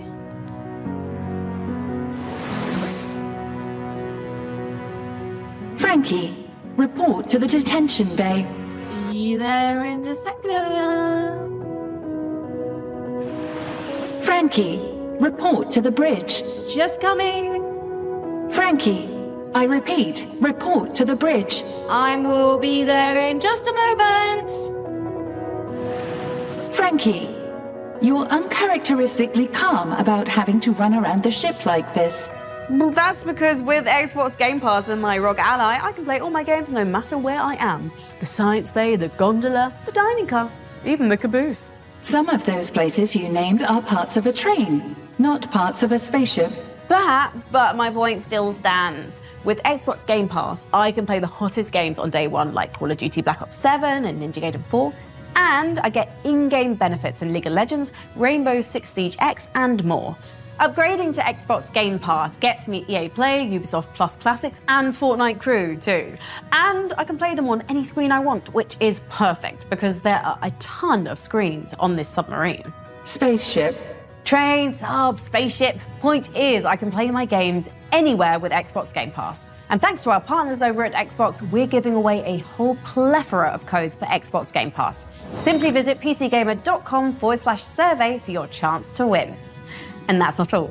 One lucky space cadet will also find themselves the winner of a ROG ally. Perfect for killing time in deep space. Humans. So easily distracted. On with the show, I guess. I understand getting excited about a game featuring a quintillion planets, but here's why a game with just one planet made it onto our most wanted list. Number 11. Light No Fire.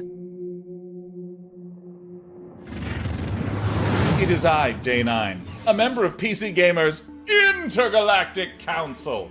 And let me tell you why I'm excited about Light No Fire. The scale is insane. You are doing survival crafting on an Earth-sized planet with rideable beasts and dragons and a literal ocean-sized oceans that you need boats piloted by multi-person crews just to be able to cross. And it's with this sort of scope and scale that immediately I start to get a little nervous. What developer would I trust to deliver on these kinds of promises? Well, the developer is Hello Games, the same folks that released No Man's Sky in 2016 and then delivered 40 major updates for free.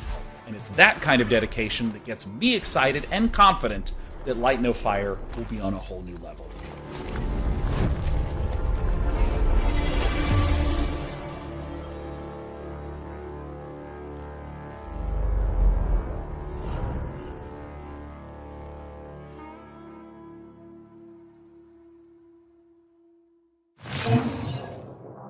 Across this magical land, a strange issue is occurring.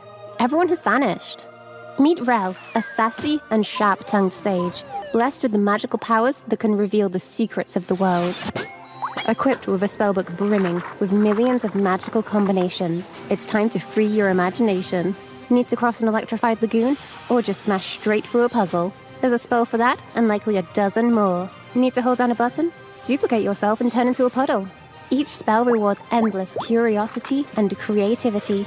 Feeling lonely? Use a life spell on this rock, and now it's your new best friend. Each spell reveals new discoveries and limitless horizons. Your journey's only just begun in Rel, Warped Worlds and Troubled Times.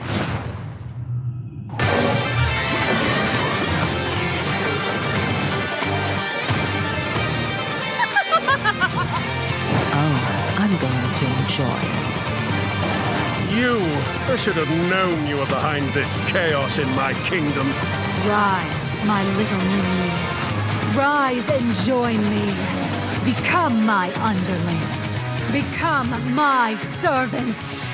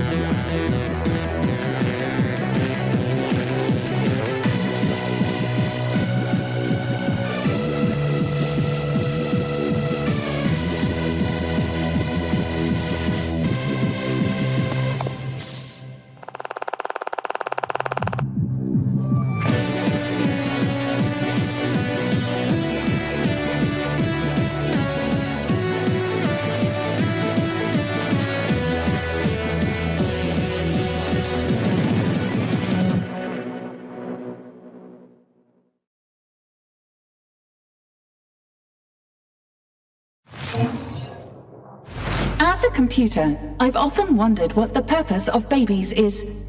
Now I know. To buy low and sell high. You can try your luck on the newborn stock market. The demo for Space Warlord Baby Trading Simulator is out today. Before we get to the top 10 most wanted, Here's a trip down memory bank lane.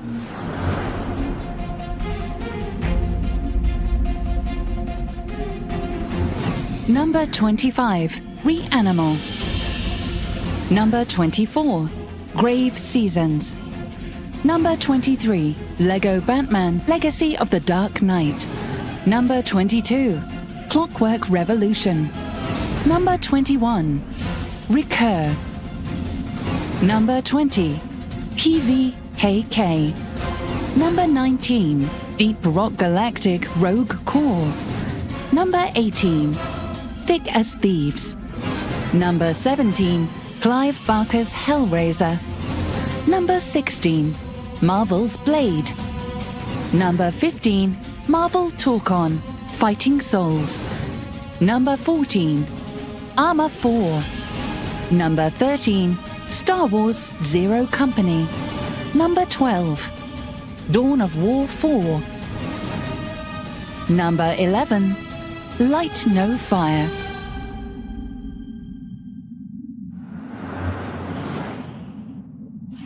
Number 10, Neo 3. ニオ3ゼネラルプロデューサーの安田です。ニオ3プロデューサーの柴田です。今回は PC ゲーマーさんのモーストウォンテッドにフューチャーしていただいて本当にありがとうございます。ニオ3は来年2026年2月6日に Steam 版を発売予定です。開発もいよいよ最終スパートに入りますので、皆様にお届けできるよう鋭意準備を進めております。侍と忍者の2つの戦闘スタイルで日本の様々な時代を戦い抜くバトルに皆様が飛び込んでくださるのを楽しみにしております。ニオ3の和風ダークファンタジーにぜひご期待ください。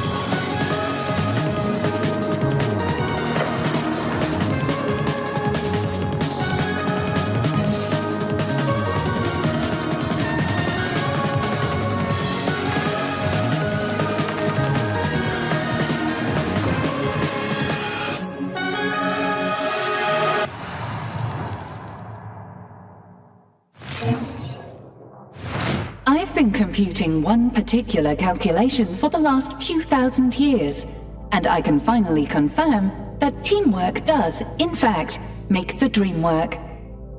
For more evidence, here's a message from the team behind our next co-op friendly Most Wanted game. Number 9, Big Walk. Hello, my name is Cable, and on behalf of all of us at House and Panic, thank you so much for including Big Walk in this incredible list of most wanted games in 2026. We think Big Walk is shaping up to be something really special. So hang in there just a little bit longer, and we'll see you in Big Walk.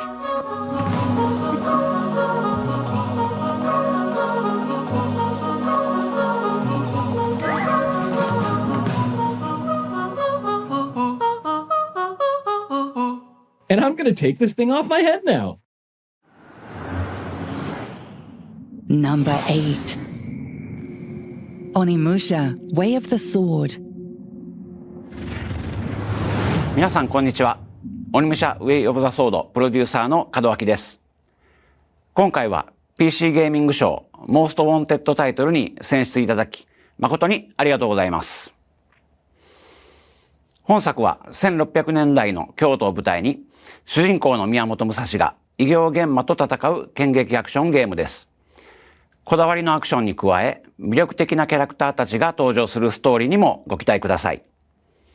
来年以降も多くの方にプレイいただける機会を用意できればと考えています。今後とも鬼武者をよろしくお願いいたします。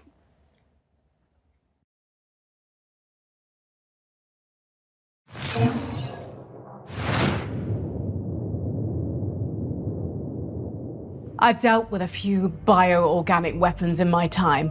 The quadruple-mouthed Blazark of Omnium 4, the Hellbeast of Troll, Eric of Northampton.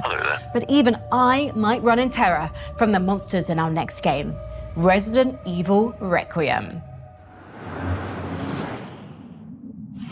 Number 7. Resident Evil Requiem. Hi PC Gaming Show, I'm Andy Wong, Senior Manager of Social Media and Community here at Capcom. Thank you so much for naming Resident Evil Requiem as one of your most wanted games. We are in awe of how passionate the Resident Evil community has been and can't wait for you to meet our new protagonist, Grace Ashcroft.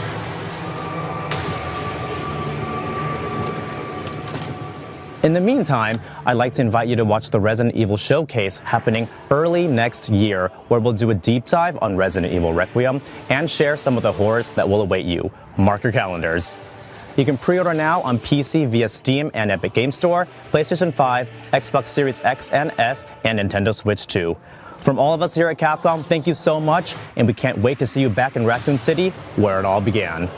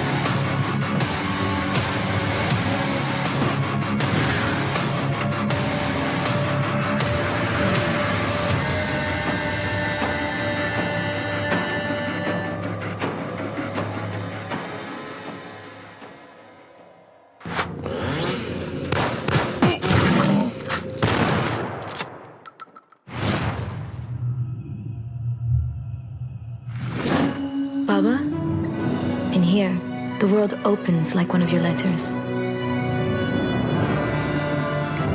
We once solved everything together. You made it all feel less impossible.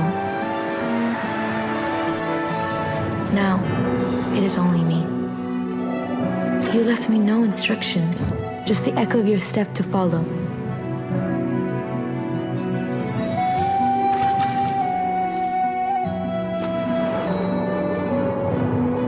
There's a door. Behind it, the silence is almost your voice. Perhaps it holds the answers. Perhaps it holds you. If you're a fan of old houses, Easter eggs, and deeply connected universes, this next one's for you. Number 6. Control 2. Fair warning. This is gonna be weirder than usual. I am really excited for Control 2, and a big part of that is Sam Lake. I think he's the best creative director, he's the best writer, and his style, his weirdness, the way he builds atmosphere and story, nobody else does it like he does. I love the first Control, just those vibes, mid-century modern style blended with crazy mysteries. So the idea of seeing all of that taken even further gets me genuinely hyped. I can't wait to see what Sam and the team do next, so Control 2 is my choice.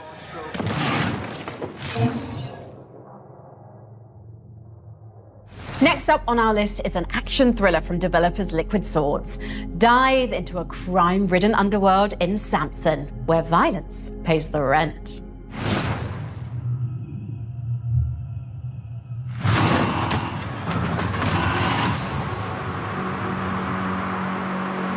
Tindleston, asshole of the world. Everyone's either paying, collecting, or buried in between. My past mistakes are catching up. In this city, desperation's the currency. You can't outrun debt. You can't freeze interest. You can curl up and die in the street. Or you can fight the fuck back.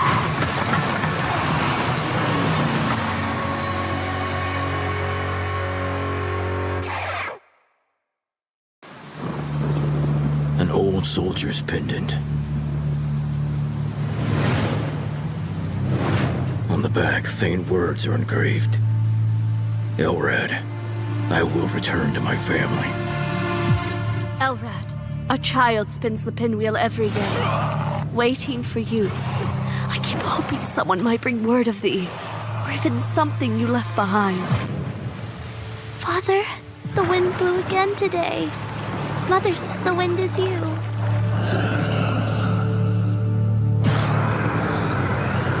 Though the steps never returned, their waiting became the wind that circles the hill. Only the pinwheel remembers the love of a family.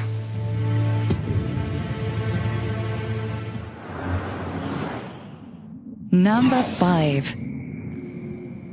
Grand Theft Auto 6.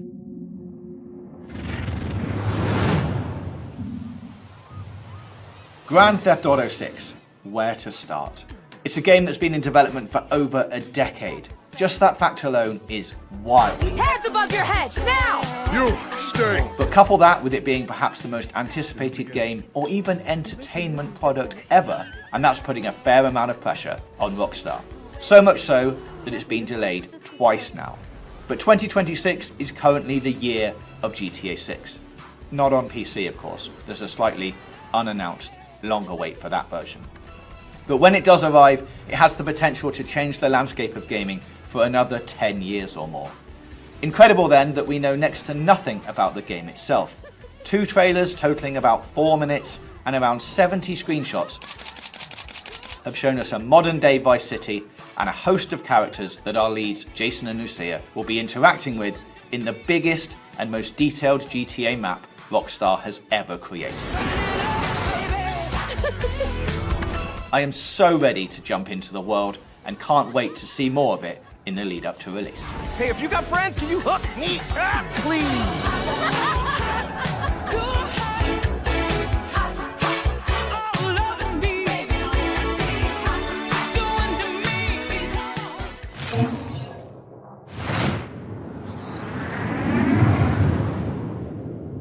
Probably not much of a shock to anyone that GTA 6 is one of our most wanted games, huh? And maybe the reason they haven't announced a PC release date is because they're planning to launch it on PC before consoles this time? Frankie, come on. Before we continue with PC Gaming's most wanted list, it looks like we've received an important transmission from Earth. Rebuilt, reborn, reloaded. It looks like an arena shooter has returned. Better than ever. On screen.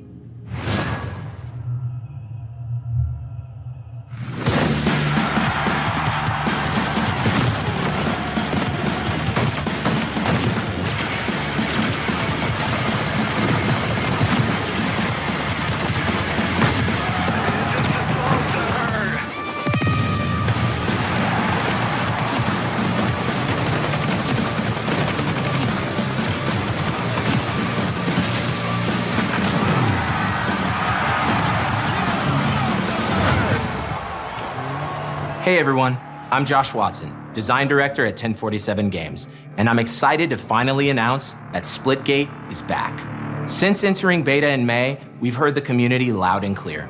We've been hard at work rebuilding the game from the ground up, taking the best of Splitgate 1 and Splitgate 2, removing what didn't work and refining what did. I'm stoked to share that Splitgate Arena Reloaded launches free to play December 17th on PC, PlayStation, and Xbox. Splitgate has always been a love letter to the arena shooters we grew up playing. Unreal Tournament, Quake, Halo, games that defined what made the genre special. With Arena Reloaded, our goal is to introduce that feeling to a whole new generation. We've done this by streamlining the core experience, deepening progression, and expanding what the game has to offer. We've removed factions and abilities, and focused on gunplay, portals, and above all else, fun. Just like those old LAN days. We've added player stats, leaderboards, a career system, and even overhauled our competitive experience for those who love to climb the ranks. Plus, we've got 5 new maps, 4 new weapons, new modes, and a whole lot more. We've got a lot to share in the coming weeks, so stay tuned to our channels for more updates.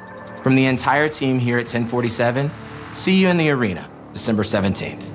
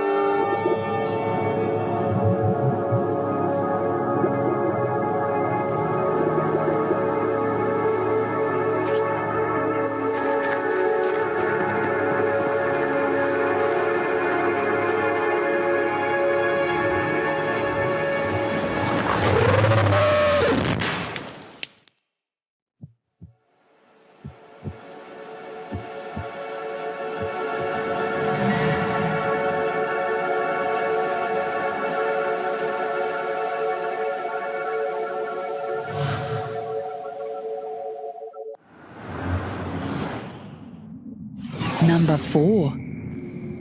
Stranger Than Heaven.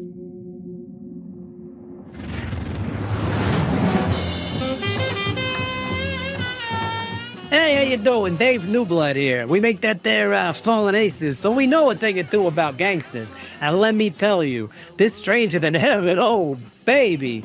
The only thing better than Yakuza is Yakuza with goons, if you know what I mean. Anyway, we've seen Sotenbori a lot of different ways, but I don't think we've ever seen it like this.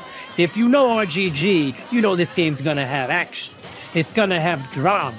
You'll laugh, you'll cry, you'll get a little bit of this, a little bit of that. But at the end of the day, all you'll be able to say, arigato gozaimasu, ryogagato. Because RGG, they don't miss. Capiche? Got a name? Hey babe, how do you say gabagool in Japanese? What are you then? Sana. 俺が知りてえや。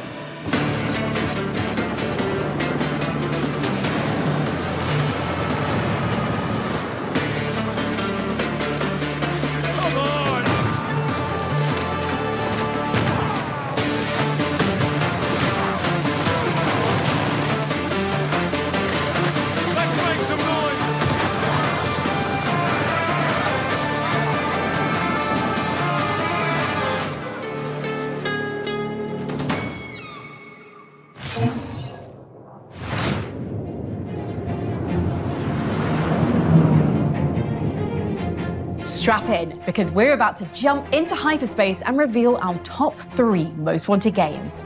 But first, a quick recap of what we've just seen. Number 10, sharpen your blades for Team Ninja's Neo 3. At number 9, grab your buddies for some co-op fun in Big Walk. Another samurai appeared at number 8, Onimusha Way of the Sword, in our 7th most wanted game, Resident Evil Requiem. Control 2 levitated its way into number 6 on our list, and GTA 6 crashed a stolen car into 5th place. At number 4 is noir thriller Stranger Than Heaven. Now onto the games at the very top of our most wanted list. And I think you'll agree, this one is pretty sweet. Number 3, Haunted Chocolatier.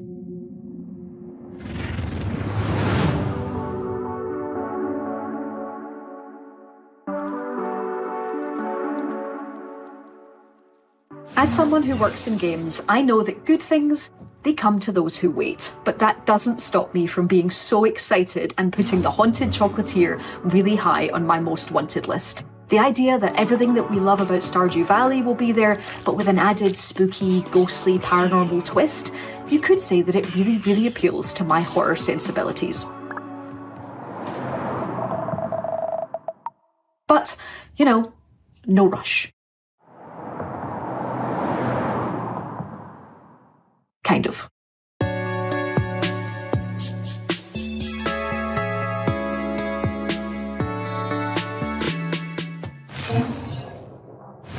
I Spy with My Little Eye, the number 2 game on our most wanted list. And it's a game about the world's greatest spy. Let's open our top secret file on 007 First Light. Number 2, 007 First Light. I'm not loving the odds. No, I've had worse. In that case. Well, what are we waiting for?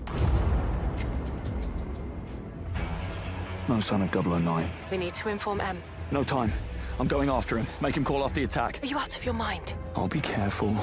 He'd been the phone. Go to the security room, first floor. And you are? Rob Minkley. He's with me.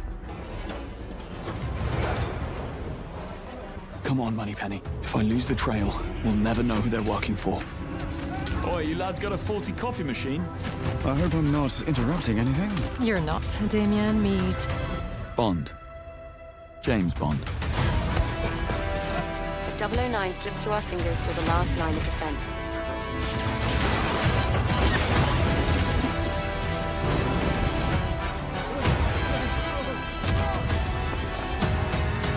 Someone just tried to kill me. Tell me you caught him.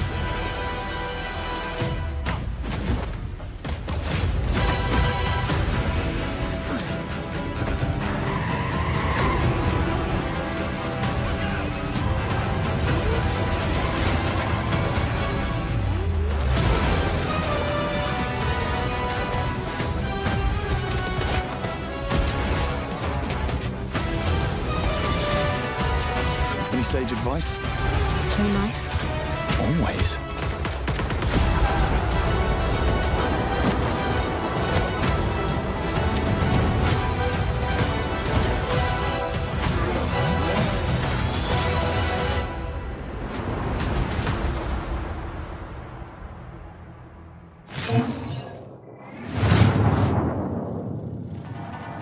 Danger. The emergency destruct system is now activated. What? Why? Did I say emergency destruct? I meant our most wanted game. And I didn't mean danger, I meant good news. You're a very weird ship. But yes, we've blasted through 24 games and we've only got one left on our most wanted list. It's the one our wise council of developers, content creators, and critics have agreed is the most wanted in the sheer galaxy of games headed our way. I hope you're feeling as inspired as we are because we're putting all our cards on the table. And now for our number one most wanted game. Slay the Spire 2.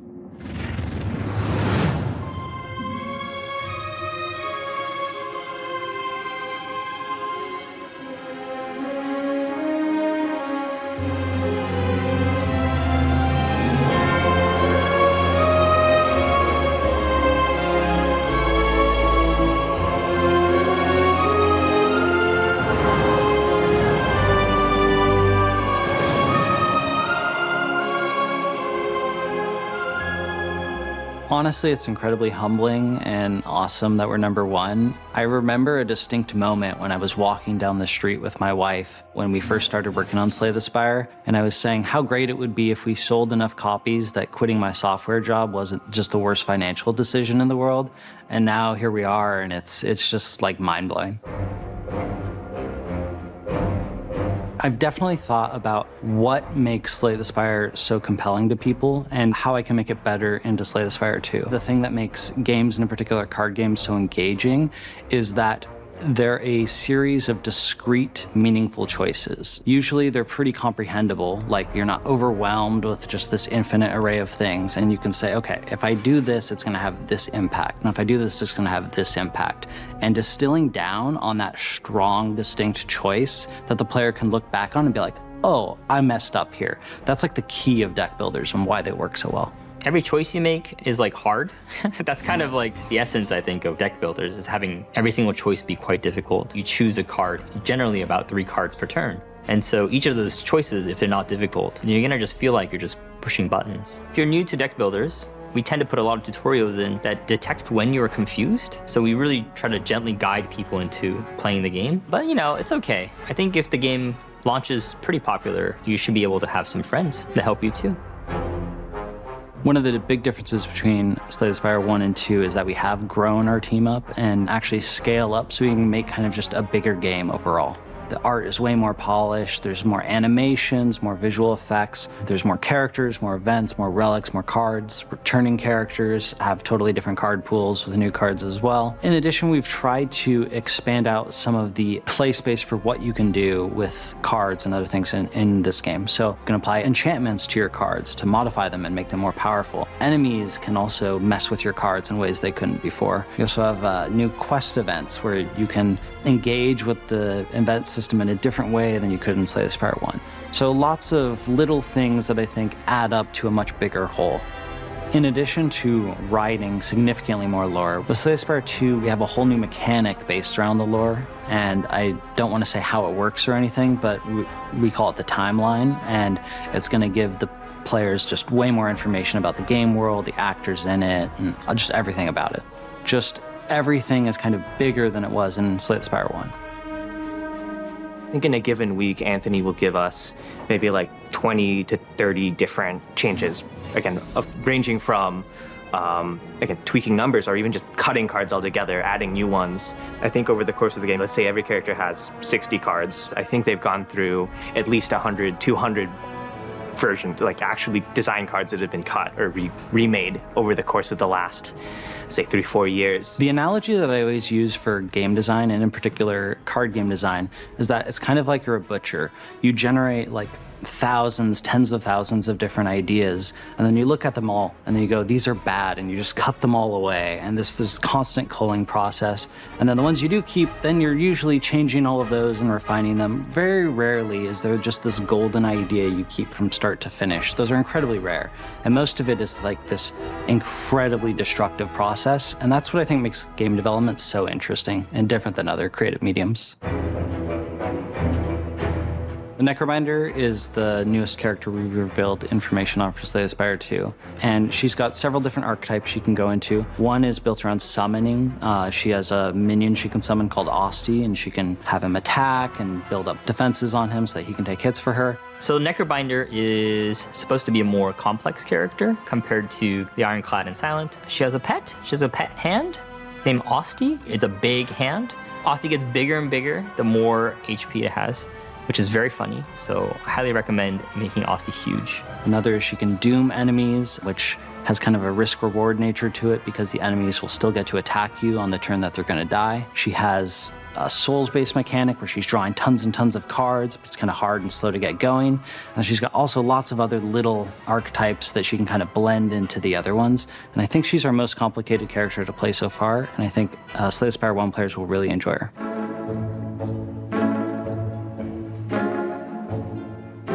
When we're describing sort of the aesthetic of Slay the Spire and Slay the Spire 2, it really is, I don't know a better way to describe it except grim dark with whimsy in it. Like, you will kind of meet these really horrifying monsters or, like, you know, eldritch horrors in a way, and then you'll also do an event where there's like a goblin there wearing a suit that wants to spin a wheel with you. So I think it's a very unique balance of aesthetics in there that you're trying to, you know, make a serious fantasy world but have some fun with it and have some weirdness injected into it. I'm not sure why, but I feel like our artists really enjoy making cute things or gross things. So there's a lot of oozy things and a lot of cute enemies, and that's okay, you know? I don't think Slay the Spire has to be gothic, blood flying everywhere, ripping hearts out. We are working on a sequel to a game that kind of has an established visual style that people, I think, really attach to. I think players attach to it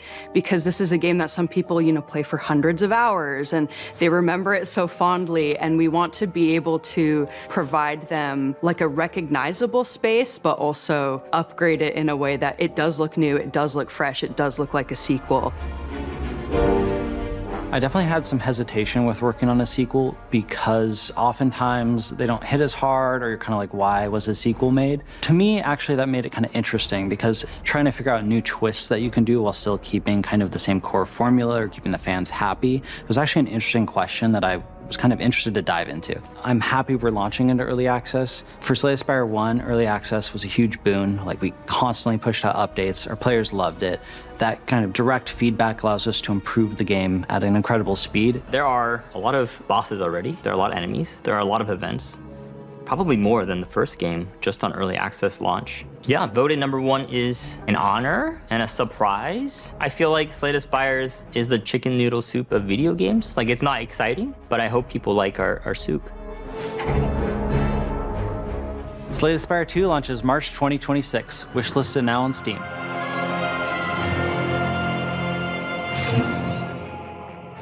That's our show, folks. And if you haven't already added all the games you saw today to your wish list, what are you waiting for? Visit our Steam page at pcgamer.com/wishlist and start clicking. And huge thanks to our partners at Xbox for making our ROG Alley and Game Pass giveaways possible. You can still enter to win by visiting the link on screen. I'm going to head back to Earth at light speed, so I should be getting there just in time for our next PC gaming show in June. See you then. And now, engage. Engage. Are you talking to me? Yeah. Engage. Engage what? There are 943 different systems on this starship. Which would you like me to engage? The deep fryer? The air fresheners? The zero-gravity ping-pong table? Be specific. You know, just engage. Engage the engines or thrusters or whatever. The go-fast lever. Whatever makes the ship go boom with the lines coming out the back. The hyperdrive. Yes, that! Engage! Jumping to light speed in 3, 2... Wait, we have a zero-gravity ping-pong table? Can I play with that before we... 1...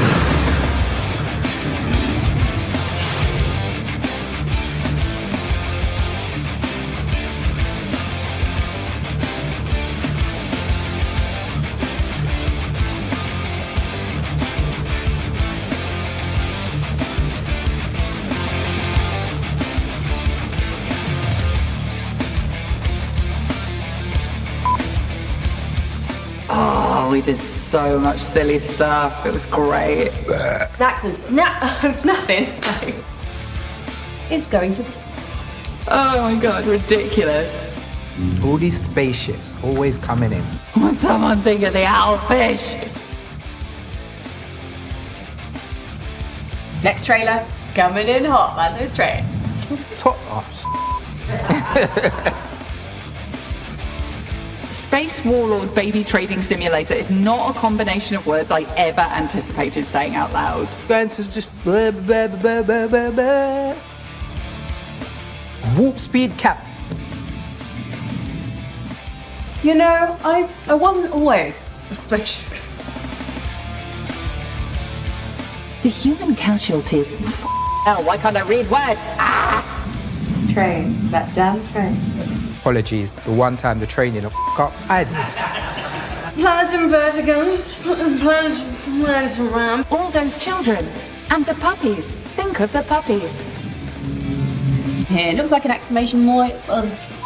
Once again, bloody train. I hope you're feeling as bollocks. Can we go back and do those at the beginning? At the beginning? At the end? That's how time works. The trains of Vauxhall Station. You can see the ring or at... Very weird ship. That's a very good train station. This is so silly. Trains. Kilometers across. Wow, that's a lot of air. And again, whew. Perfect, because they're 8. 8. To swing my broad spot. And steam trains. Xbox, we're giving a... Go. A 4th train. See, the train kind of adds to it, you know. Frankie has been screaming like a train. By 9 Oxygen. Why am I listening to myself when you should be listening to me explaining things to you? Is that wrong? When you should be listening to me, I keep up. When you should be listening to me explain things to you. I am saying it right. So why the am I keep stopping? I'm having a moment of quiet reflection. It's been a very busy day. Have it.